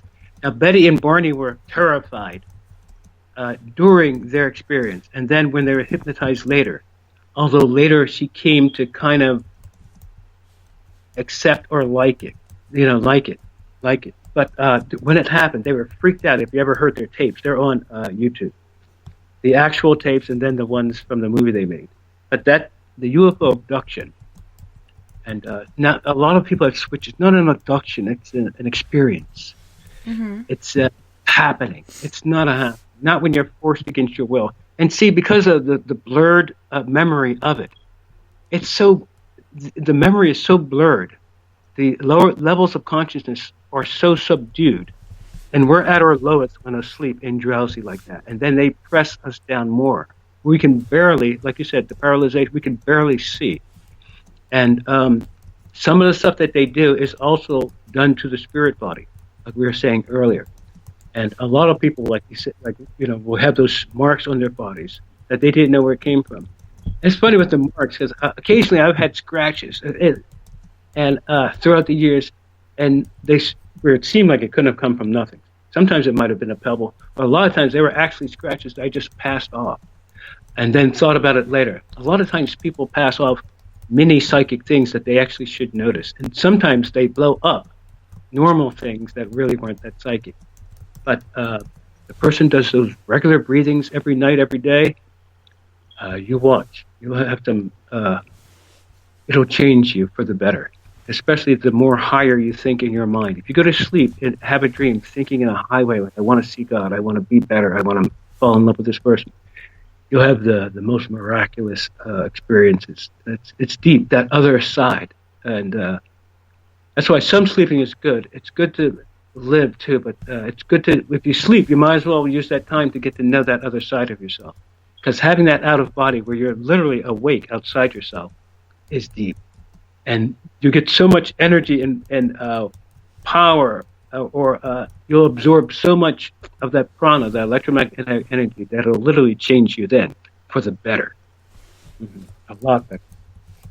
So those things are worthwhile, and it's a higher way. The religion clowns can't say much about it because it's a higher way. It's like a personal, spiritual religion. With religion, it's kind of bad now, with all these charges that have been coming out the last 30 years. Everyone knew back in the 50s, 40s, and 60s. There were super murmurs of it happening, just like there used to be murmurs like in the 80s and 90s of Washington clowns doing stuff up there, and now people know. Mm-hmm. It's a lot of bad things. This place, and when you look at the kids, you got to wonder, damn, what kind of demons world are their kids going to grow up in? They got people raping animals. They got men raping boys, men raping men. It's people cutting off their mother's head. It's like super whacked out. They got Killing super their whole family. Yeah. Killing the whole family. Yes. In bad ways. Yeah, like unexplainable. Like, how could you do that to your little brother ways? Like, you stab your parents, and then you stab your brother, and then slit his throat. Like, I don't know. People are getting dark and having different suggestive thoughts for things that they should do to enamor what they want to happen in their lives. I'm in love with this guy who's 10 years older than me, so I'm going to kill my parents and then slit my brother's throat. Like, oh my gosh. Like, there's really other ways around this. You could just leave home and emancipate yourself, or, you know, there's so many different ways to go around it than to slaughter your whole family, which I know that they reject or resent later on in life once reality comes back to them. But in that teenage realm, like you were saying before, there's so many hormones and different things like that that cause poltergeists or different other activities, and this deformed thought process in these days. For the last 10, 15 years, people are thinking pervertedly of things to get what they want in their life. And there's so many different areas in their life where they could make what they want to happen. But they're looking at death as the only outcome. So let's just slaughter the whole family. Yeah, they're being fed a lot of trash, they're being fed things that we weren't fed our age group. You know, think of something like Jerry Springer, how that could lower that kind. You see 20 years of that stuff, and he makes like $68 million a year. You know, I wouldn't quit either if I was making that kind of cash. $68 million a year. He's been doing it for 25 years. Mm-hmm. So he's got a few billion. And it was funny. People. Oh, I got to cut you off because we got to go to our second break. So you guys don't go anywhere. We'll be right back right after these messages. Heading to Vancouver and looking for a night on the town? The Moose Vancouver is the bar that never stops rocking until 2 a.m. every night.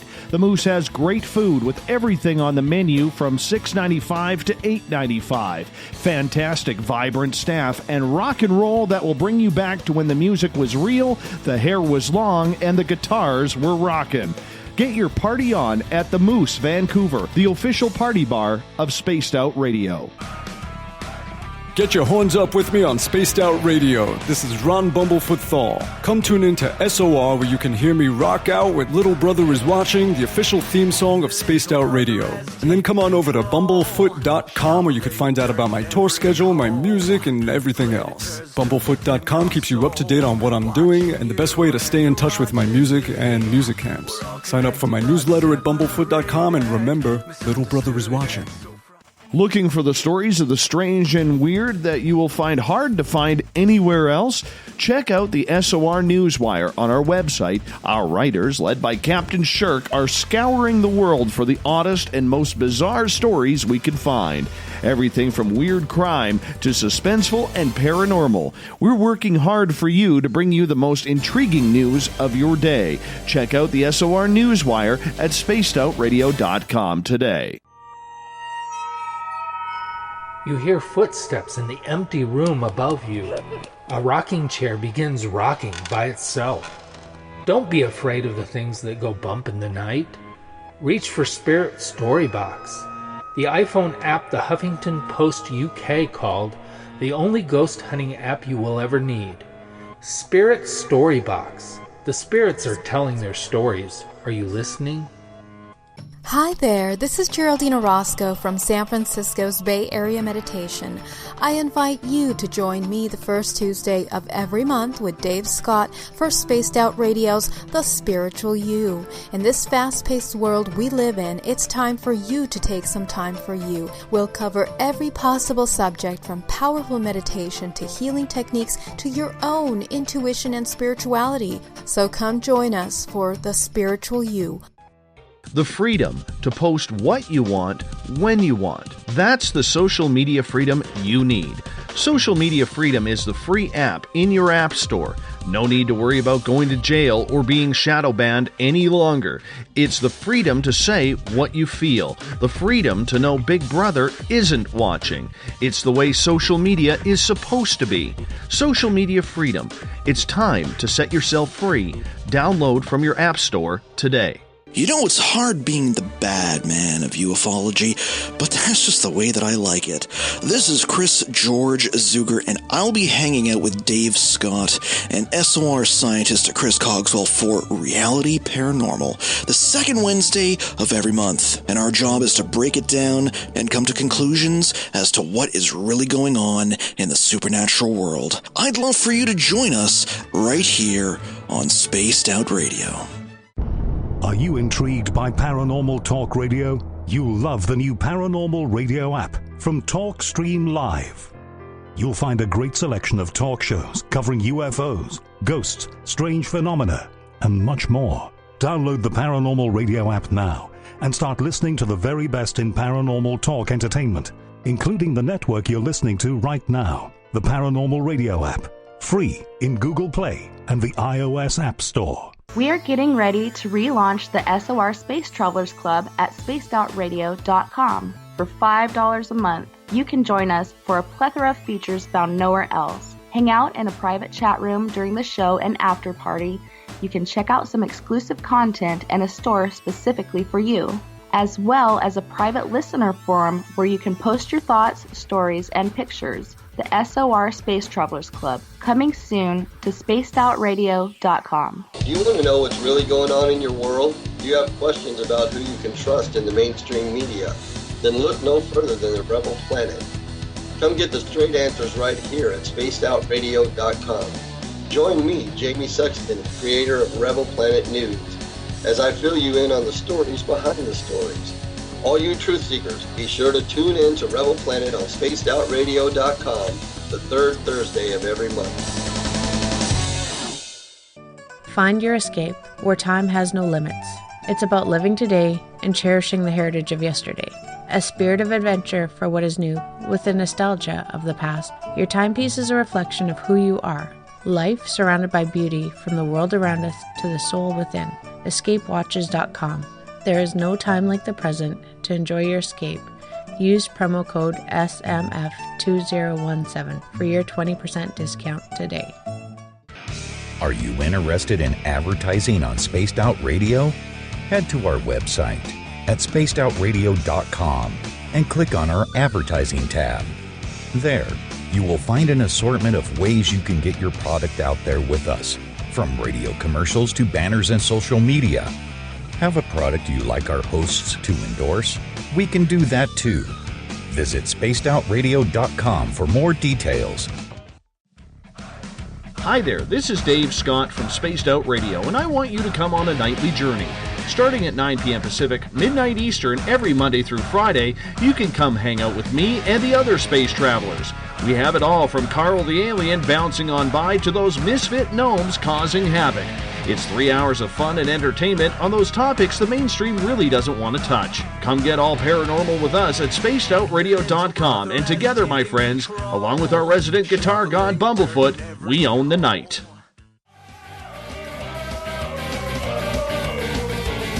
Sit back, relax, grab a drink, and listen closely. Spaced Out Radio continues through the weekend. From the mile-high mountains of Colorado to you, listening around the world, this is Spaced Out Weekend with Tessa N Thomas.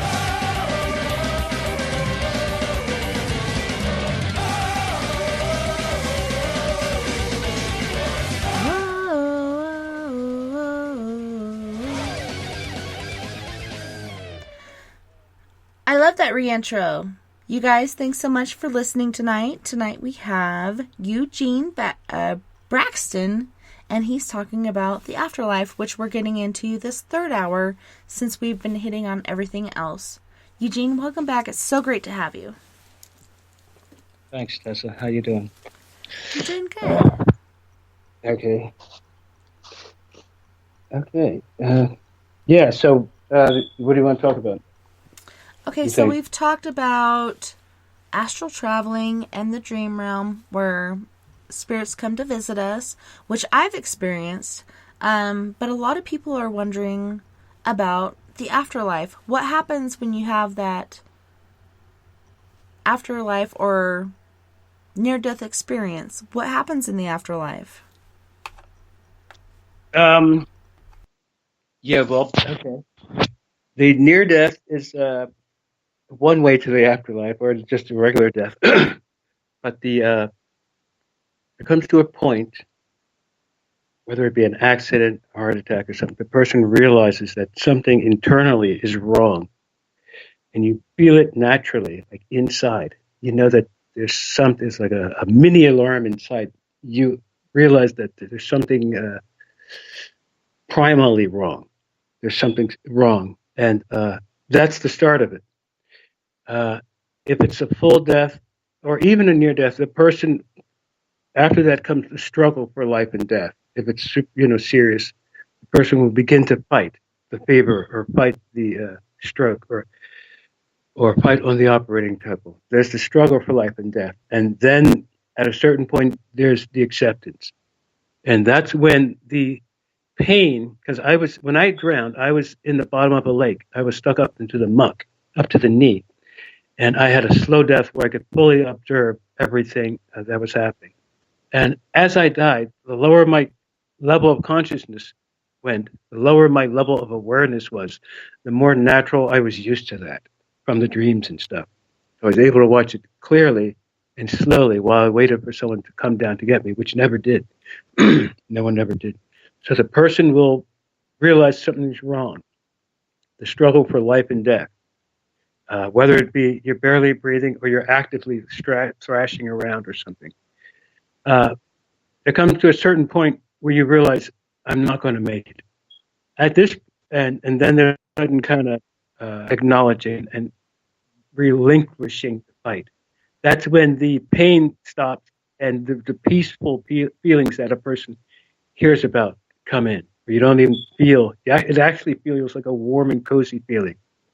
Where you're it feels like sleepy. You can feel a slight pull, where you're being pulled spiritually and physically. The life energy is going out of the physical, and without you realizing it fully, it's being transferred to the spiritual body. The last thing to go will be the person's heartbeat, which will get slower and slower and slower. Mine at the end was maybe 1 every 10 seconds or more than that. It gets slower and slower. Then for a while, there is no beat, and there's just a hearing. And then when the hearing goes, there'll be a gigantic boom, and everything will be black. Mm-hmm.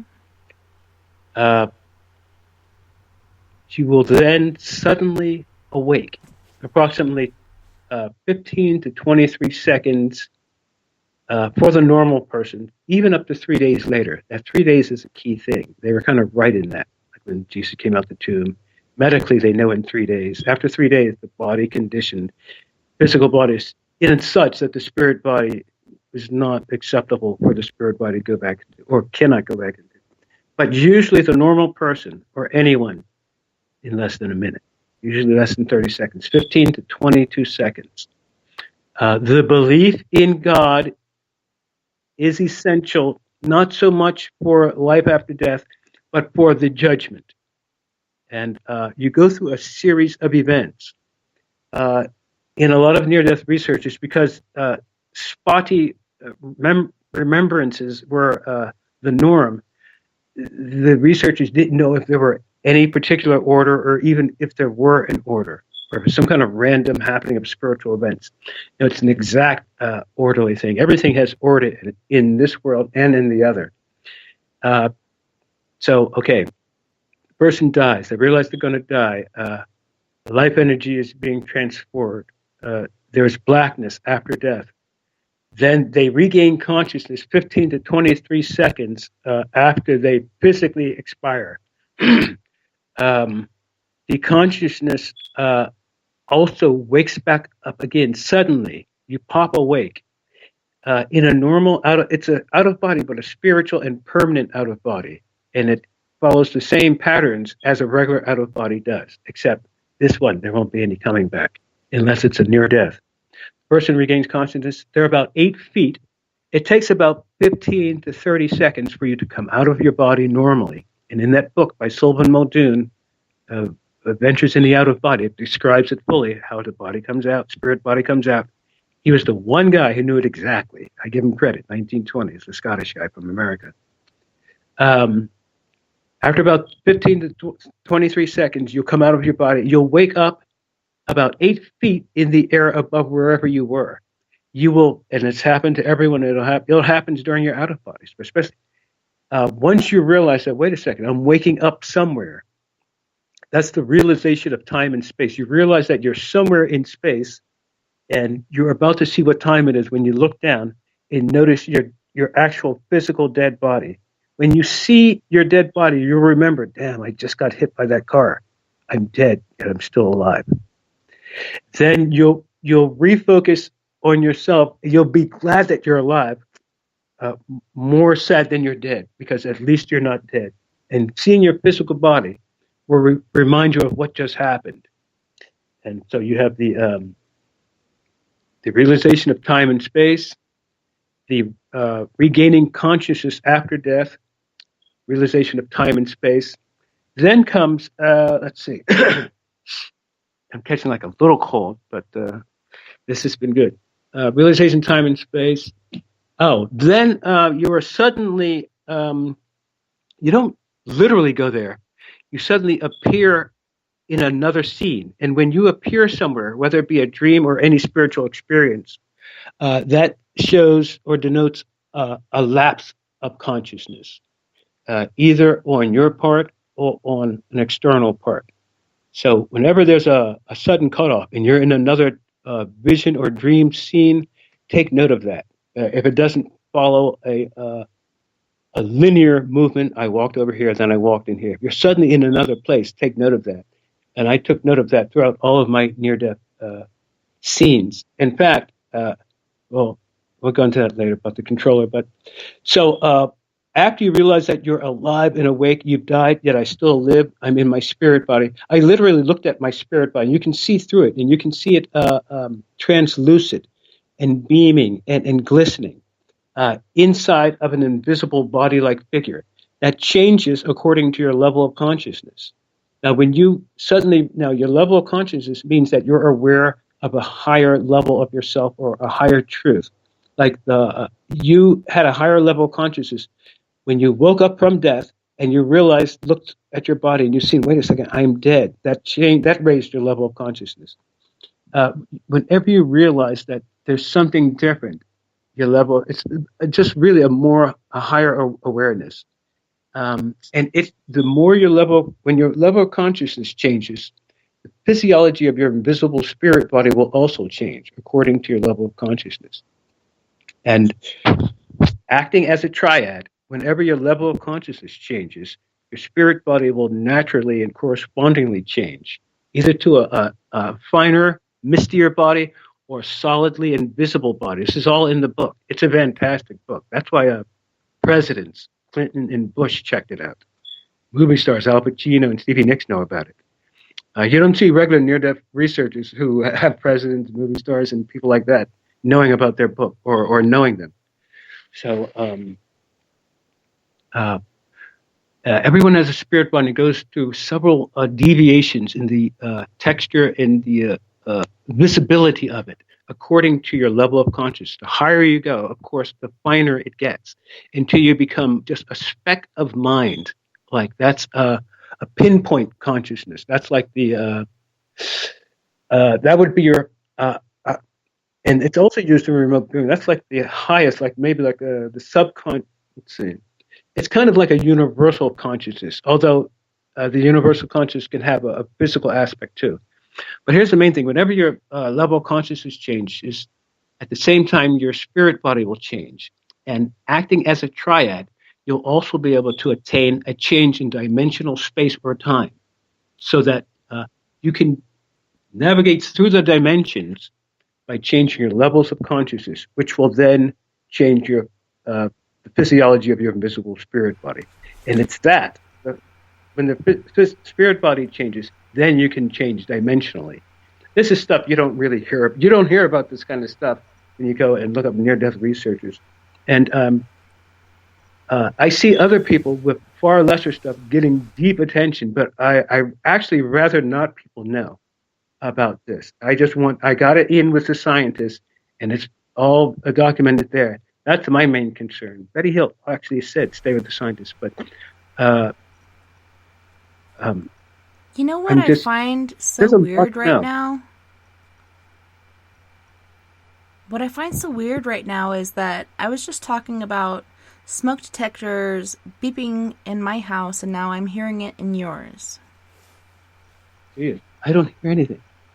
Other people in the chat room are hearing it as well, and they thought it was mine, and I'm like, no, that's not me. I'm muted. Not only on my mic, but on the Spreaker app. So yeah, I'm just like, wow.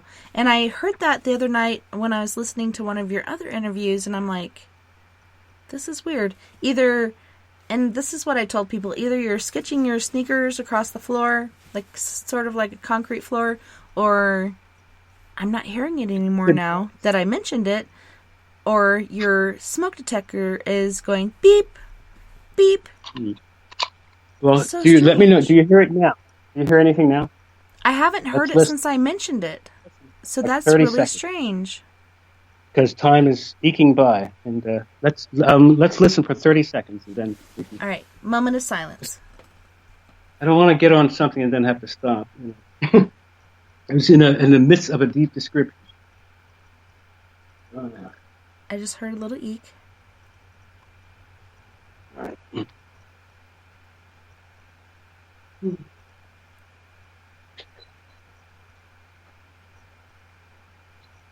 That is so strange. Listen carefully. Shh.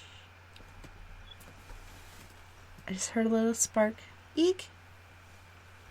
All right, well, should we end the interview? No. Okay, let's go on. Come on. We don't. Time is going to go quick. Now, I've barely described after death. No, but since we've been on this next hour, it's been like beak, beak. Like as you're talking, you can hear it in the background, and you can listen back to the interview later on and hear it.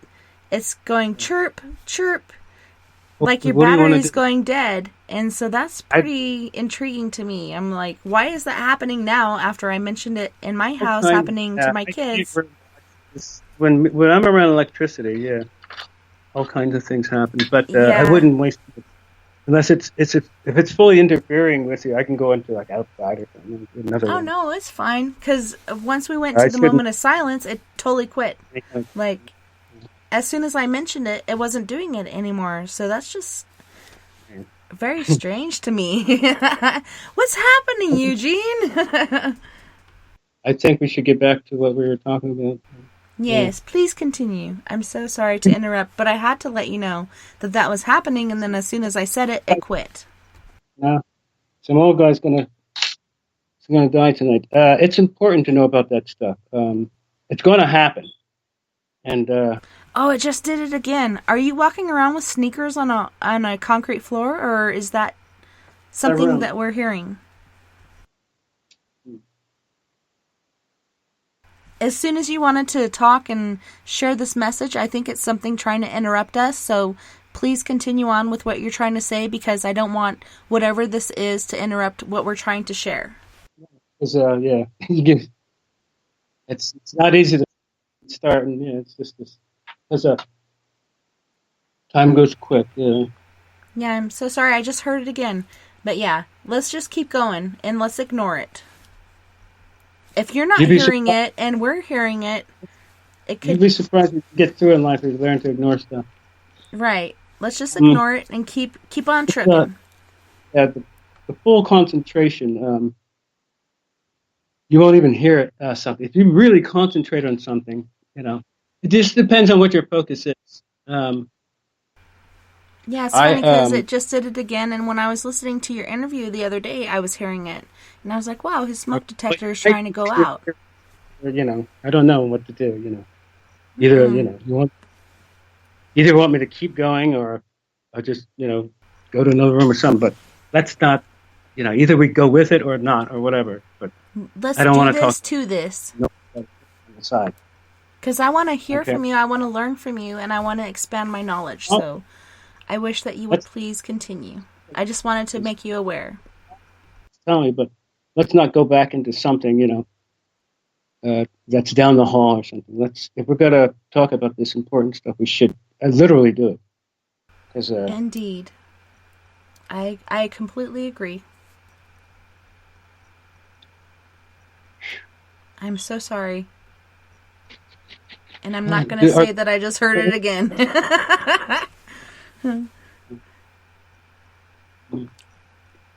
anyone have any questions? Yeah, people are. Ryan said, "Don't let it win. Must push on." And I concur. Like, let's not let this, whatever this thing is, don't let it win. Let's keep going. And Shar said she doesn't hear it, but there's several other people in the chat room that did hear it, and they're thinking it's my smoke detectors, and they're telling me you need to change your batteries, and I'm like, that's not on my end because I'm muted over here. Sharon, another Sharon Bowles said, my ears are ringing right now before you said that, Tess. Tripp didn't hear it, but there are several other people that did hear it and were telling me to change my batteries. Shar said, I had a dream where I became aware I was dead and it was total blackness. I made the comment, that's it, it's over. Someone said, you spent your life waiting, but saw no one.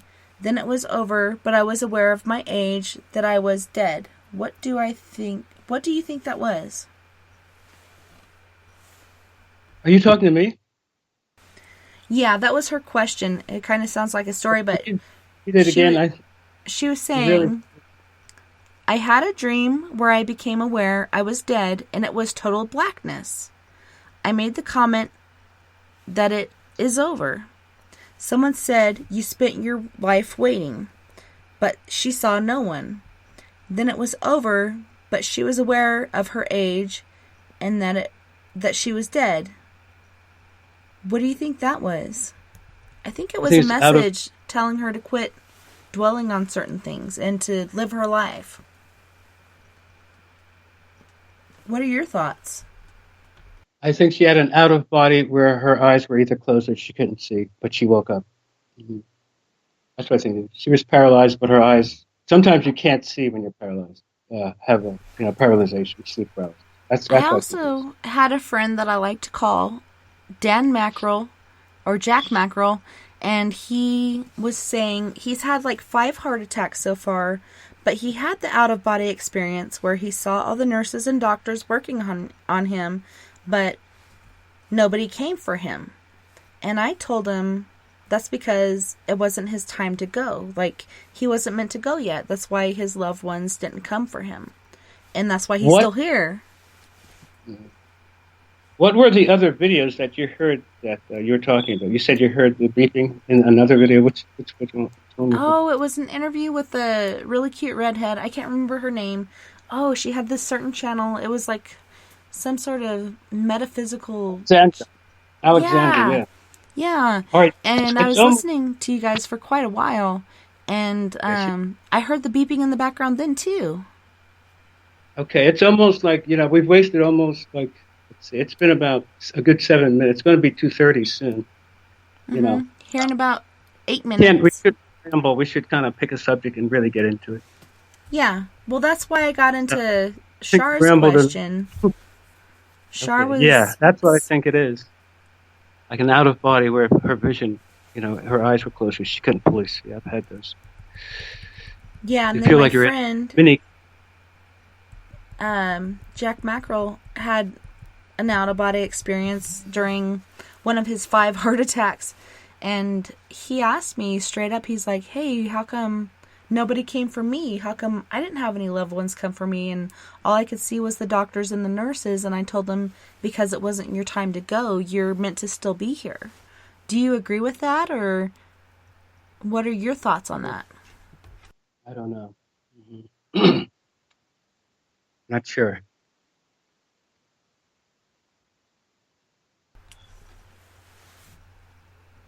I'm not sure, Tess. Hello? Me neither, but it's just, I think, basically up to his interpretation. He needs to take from it what he needs to. But to me, it was, he wasn't meant to leave yet, which is basically why he is still here. And I hate to say it, Fap said he heard the beeping again. And Trip said, yes, please ignore the beep. Let's continue. I'd love to hear more of what you're I'm just sharing. like, going down. It's a shame, but time is going down. The clock is ticking, but we got to fight against it. Time flies when you're having fun. Well, are we going to talk about these things, or are we going to just, ramble on? Yeah, for Got sure. a good half hour.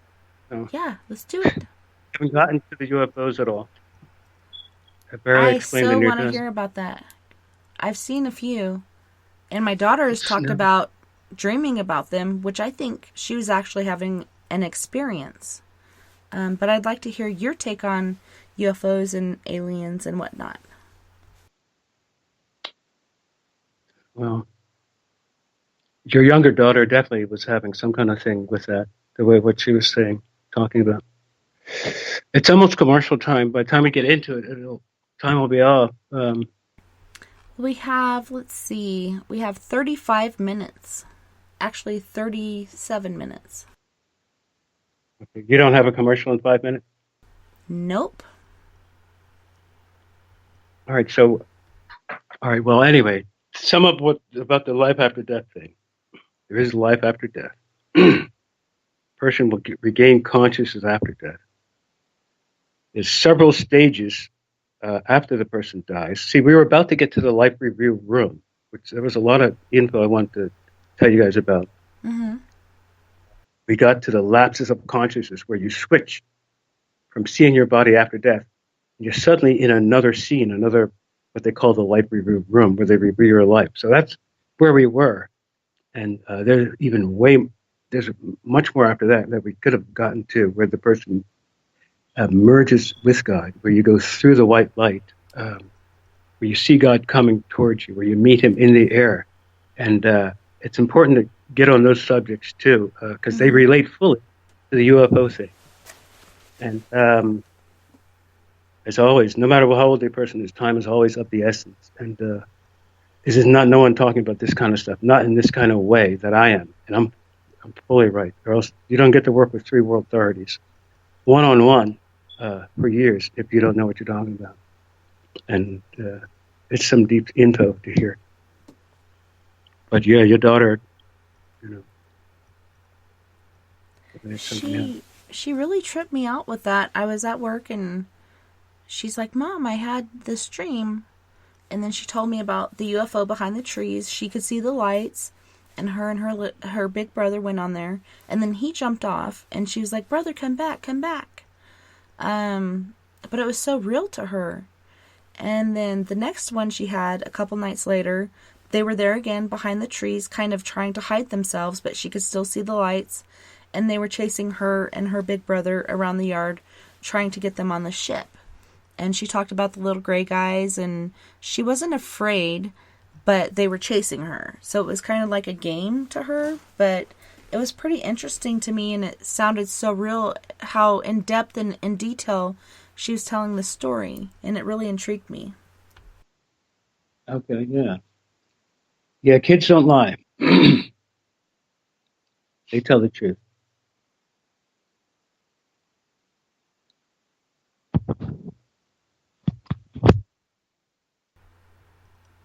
Tessa?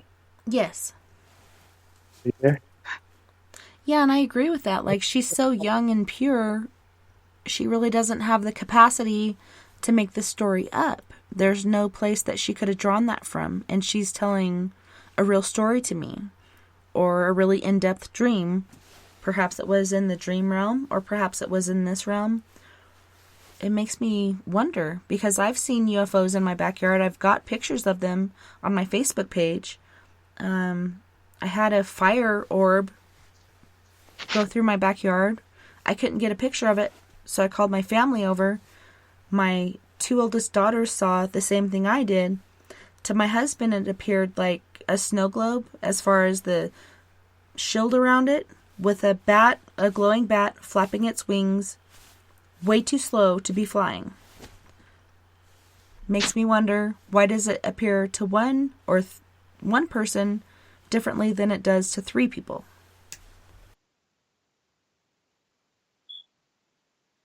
The level of consciousness, yeah. One is just more awake or not awake enough, yeah. Or it could be like the level of openness or intuitiveness and perhaps the shields they have up to make it appear one way than another. I just wish I could have gotten a picture or video of it, but I couldn't get my phone to work, so the next best thing, hey, you guys, you got to come see this. And 3 of us saw the same thing. The other person saw something completely different. Yeah, there are different capacities for different individuals. And there's some who, they might not have the intention to see it. You know, if the more you want in those realms, the more you get. And if you don't want to develop them, just like my son's mom, then they won't be developed, or they'll be underdeveloped. And the person will be doing themselves a disservice because they're not using the higher self that is always wanting to help them. Nikki was wondering, have you had any experiences where your kids came to you out of body when they were toddlers or younger than 9 years old? And she means at nighttime while the kids are physically asleep? No, I've heard what I thought was my son calling me when he wasn't with me. And we've always lived together, or, you know, I've been a single dad, but not in out of body. I've had dreams or possible out of body where he's been in, but I haven't had him float to me, although I could see that happening. I haven't had that happen to me. That the parent-child thing is super strong, and kids have more out of bodies than adults. The dreams, the out of bodies will come through dreams, and then the rest will come in through that. The dreams are the doorway. And people want to either know about these things or be able to have them. And it starts with the breathings, and the fastest and most natural ways then go through the dreams. And the other doors will open up. If you open up the inner doors first, the outer doors will appear, you know. Well, that's easier, the outer. It's the inner that you want. Those are the higher experience, because the inner is connected to your inner self, the invisible part, and that's the one you want to know better. The breathings will help you get to know that invisible side of you, your spirit self, during regular working time. And then at night, if you do the breathings, you'll have more dreams that you'll remember with greater clarity. And both, you want to live like this 24/7. Until when you don't do a deep breathing, at least once a day, you'll feel bad and you'll notice it. But they're so valuable, just like a real fast where you don't eat for 24 hours. So valuable that you'll always do them. I've been doing them for 24 years. Son, too, like at least once a week, either accidental or on purpose. But anything to increase the level of spiritual awareness or the level of spiritual capacity, and then to only be used for the good, either for others or for God or for yourself. But the higher the intent, the more abilities and knowledge you get. You want the knowledge because you always have the abilities, and abilities, it's the knowledge that will last, you know. And the manners, if you can, the manners are more important than how much you know. Because God cares. When you die, and he literally comes to you. You don't have to. You couldn't go to him. So he comes to you. Right. And he holds you in the air to show his power. When I was held, you're lifted, you're levitated into the air, just like that Reagan in The Exorcist.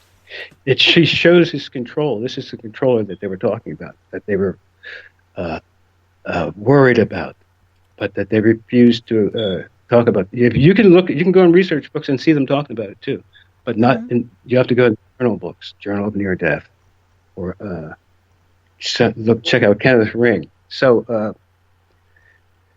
the control is it's loving. but there's a full control and over anything in that dimension where you are. And he roams them at will. And this controller people would know as God, and some of them really don't believe in God at all. That's why they call it controller. It's a controller. They think it's some who knows, a machine, whatever they think, but it actually is God. And most of them see it as God too, but there's always a fraction who don't. But so there's a God force, and they also felt that because of the control that it exerted, both on near-death and UFOs, that it could be the opposite of the God force. And you know those deans weren't having that. Or these days, maybe some of them were. But so that's what was forbidden that regular people know. So, and they wouldn't even look into it, the negative near-death or anything negative into the near-death. And there's a heavy negative side. Not so much as the UFO. The near-death is filled with primal ecstasy, the UFO primal fear. And there is no picnic where you go and sit down with aliens and start, dealing well with them. They come to extract, harvest, and take. And they do. And they have killed and they've been killed. We know how to kill them. We know how to bring down their ships. And so we shouldn't pretend that they're not effing with us, because they are. And a lot of researchers and psychic mediums and all of those are flipping and now acknowledging that there's way more negatively vaster side to the thing that they acknowledged. Because nowadays it's not cool to say, oh, the aliens are bad or they're attacking, even though they're doing that. They're going directly after the youngest ones. And the people saying that they're cool. They come into your dreams and paralyze you, but they're cool. That is not cool. They hypnotize you. They paralyze you. They stand over you while you sleep. They stand over your kids while you sleep. They monitor you. They infect you. It's not a cool thing mystically. Anyone with any common sense. That's why regular people have a natural fear of that. They're cool about talking about life after death or Jesus or God or Buddha, but no one wants to deal with those invisible entities that move things around the room or that whisper to us in voices, or tell people to hang themselves. Those things are real. It's the Vatican took atheists, scientists, and religious scientists to a crazy house. And they determined that half of the people had actually been misdiagnosed and were actually demonically possessed. So there's a fine line between insanity and demonic possession, and the way people are flipping out. Screwing babies, screwing alligators, killing their parents, then screwing the head. People are going crazy. They're drugging up, they're dropping out, they're shooting each other in the ghetto or in the suburbs. Mm-hmm. It's like something's affecting them, like CERN or HARP. There's a lot of, it's not a good time for people. And some of the people at CERN think that the antimatter that was released from CERN bombarding the atmosphere is letting those things in. We're literally being infested or without even knowing it. There's a lot of bad shit going on. And there's a lot of people who hate God and don't believe in God, which is bad. It's a negative mindset. It's getting worse and worse as far as that goes. I've found less and less people believing and more people looking unto other things. And Nikki was asking what would he recommend, but I think you just covered all that. Look to a higher power, believe in something larger than yourself. And I think that really does help to look upon that higher power, or your creator, whoever he may be to you, have that faith in that and able to overcome these things. Yeah, it could be a bracelet, an amulet, an angel, anything like that. It should be your subconscious, which is your spirit self. Subconscious is the mind of your spirit body. Mm-hmm. That's your actual genie in the bottle. That's your best friend, and that he knows exactly what you want and has the power to get it. And so you want to find the God inside yourself. Well, the primary purpose, your primary goal in life is to find yourself, then find the God inside yourself and by yourself. And your subconscious is connected to that God. Mm-hmm. People can see God. If you ask to say, tell God, I want to see you, for proof that you're God, he'll show you. You have to ask him. And if you really mean it, he'll show you. And you'll see it where it's undeniable, and it'll be him. And you'll just see it. But just like Stevie Nicks said, keep your visions to yourself, especially the beginning ones or super realistic or super awesome ones, as they would say now. Keep your visions to yourself for a long time and just meditate on them. Because as you continue to do the breathings and think and act in a high way, more abilities and more experiences will come on to you, and you get used to handling them. And you'll always look up in a higher way. You'll become your spiritual self. That's what you want to do. You want to communicate with your subconscious. When you're dreaming, you want to look for signs from the physical world, and when you're awake, you want to look for signs from the invisible or dream world. You want to, if you're right-handed, you want to start using your left hand, and vice versa. But you want to always be good to yourself and be good to others. Yeah, and I tell people that quite often. You kind of got to rewire yourself and change your thought process. Like you're saying, if you're right-handed, just try to use your left hand. You know, you got to kind of rewire yourself and think differently, do things differently to change the outcome. Yes.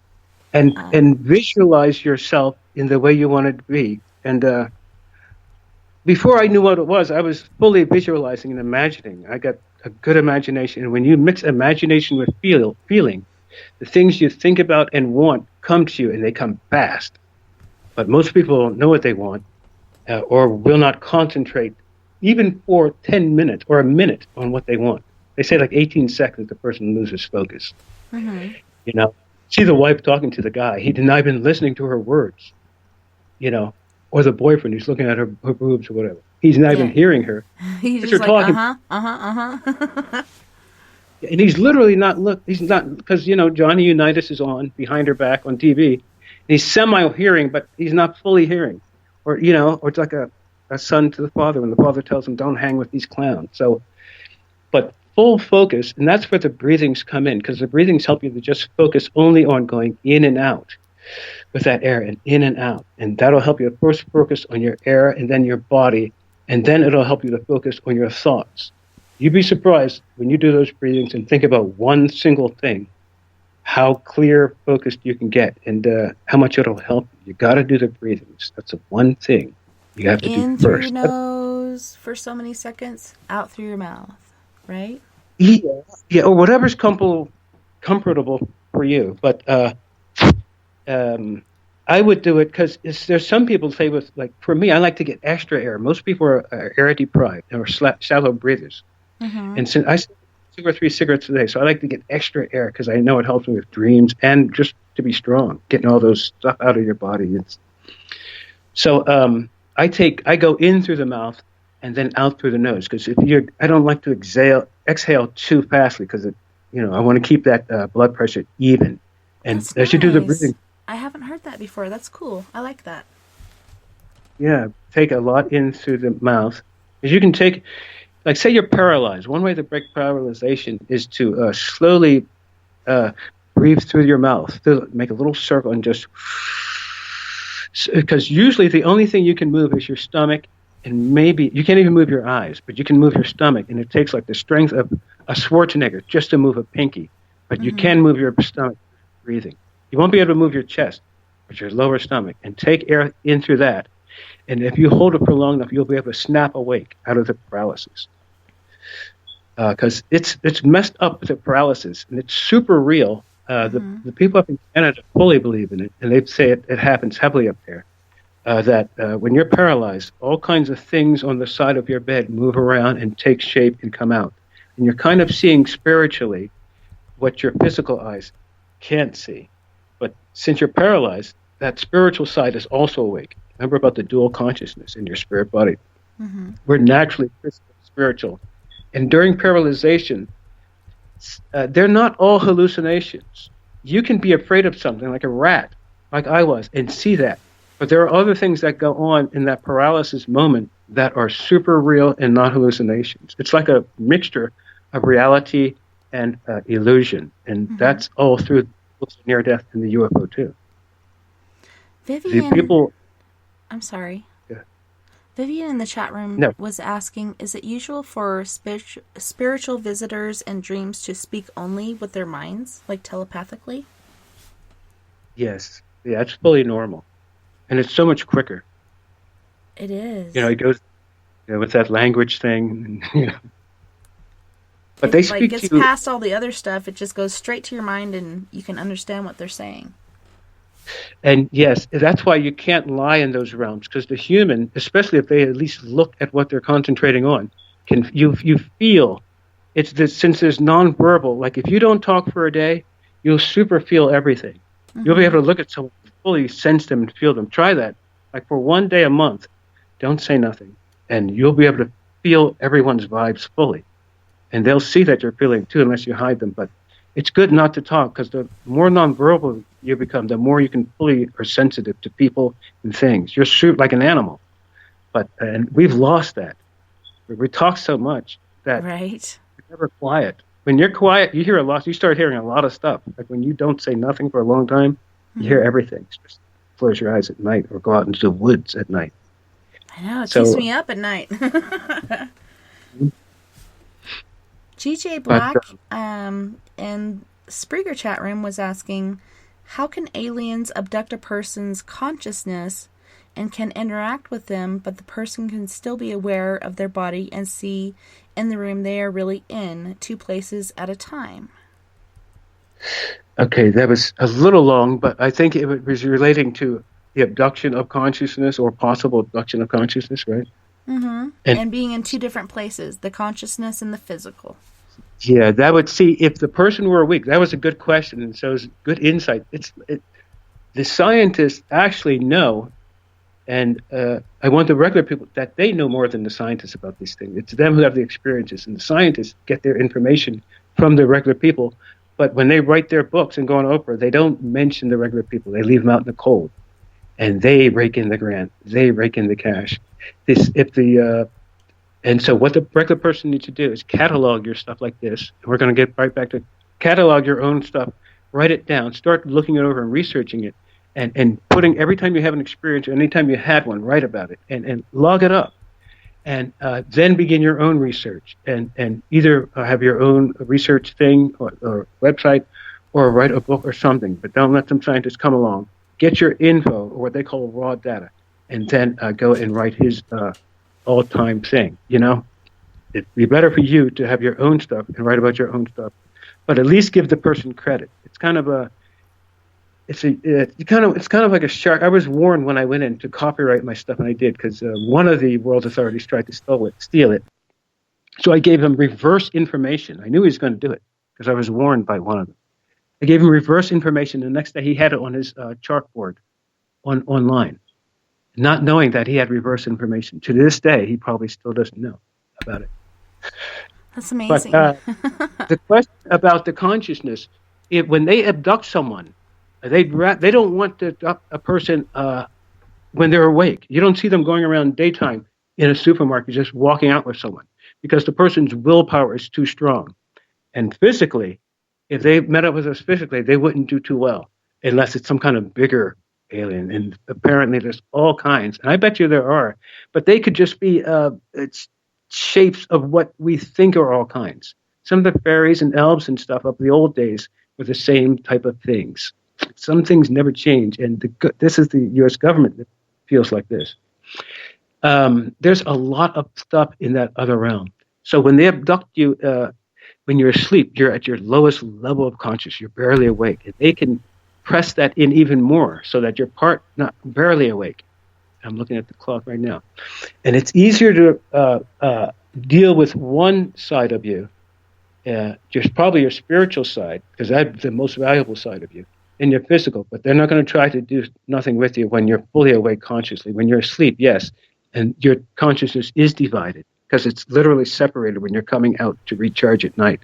They can tap into that astral and have sex with the astral and do all kinds of stuff, but they're interested in the energy of our soul and life after death. Mm-hmm. It's a. I wish we're doing on a pretty good roll now, but time is coming by. But some good questions. Are there any more?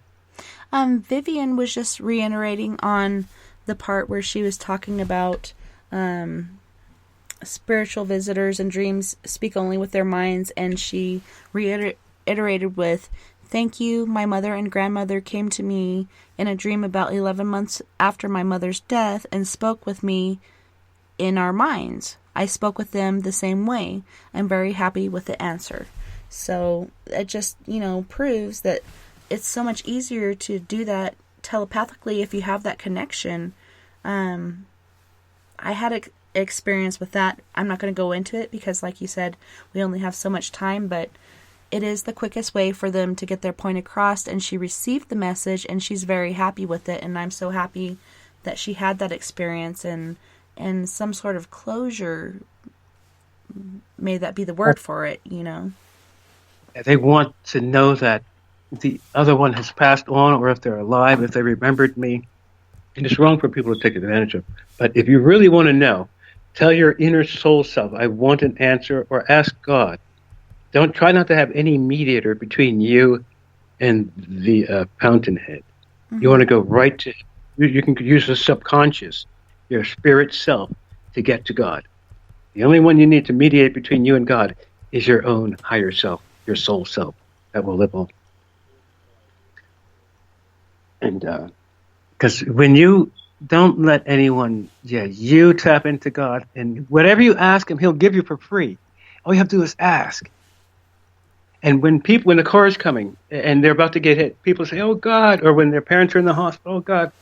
People try to do it on their own first, and when they're back against the wall and the piano's falling, then they call for God, and then he still helps them. They do. And I found it so funny. I had a roommate that was an atheist, but anytime he was on death's bed, you'd hear him calling out, "Oh God, oh God." And so he was really calling out for that higher power in the end. And I'm like, wait a minute, I thought you didn't believe in that. But I think in the end times, people actually do. They do come back to that belief, and they do reach out for it, looking for some sort of comfort or help. Because they do know it actually exists, but they have been through so much in their lives, they try to deny it.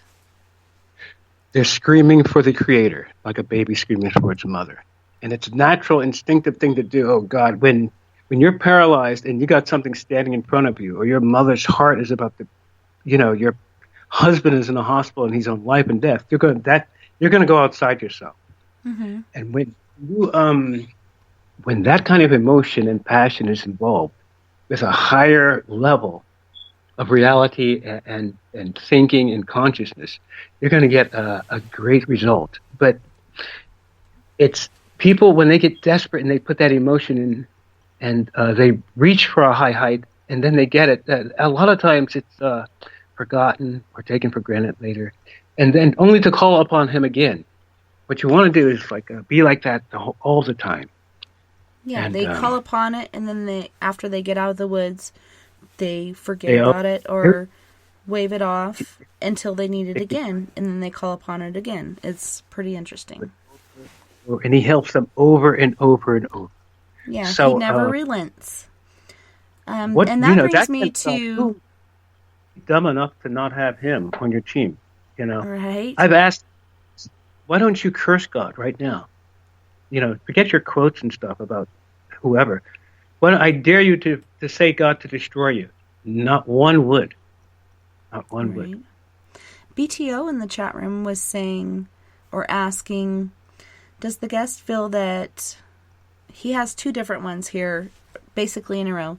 Does the guest feel that one's inner light / soul is whole unto his / herself, or a part of some God? And then he comes back with, does the guest feel that God is the creator of this universe and all that is? Yes, those are good questions. The person is naturally connected to God.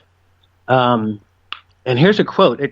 Dream vision, the things you see in your sleep, is the primary method by which human beings experience communication with the Creator. And that's why you can also experience a communication with a loved one. That's one legit natural way, which is between you and the experience, where you can be sure it's probably what it is. But you don't need any mediator if you have God, or if you believe in an outside There's some people don't believe in God, but it's good to believe in something outside yourself that's supreme and good and has the high qualities.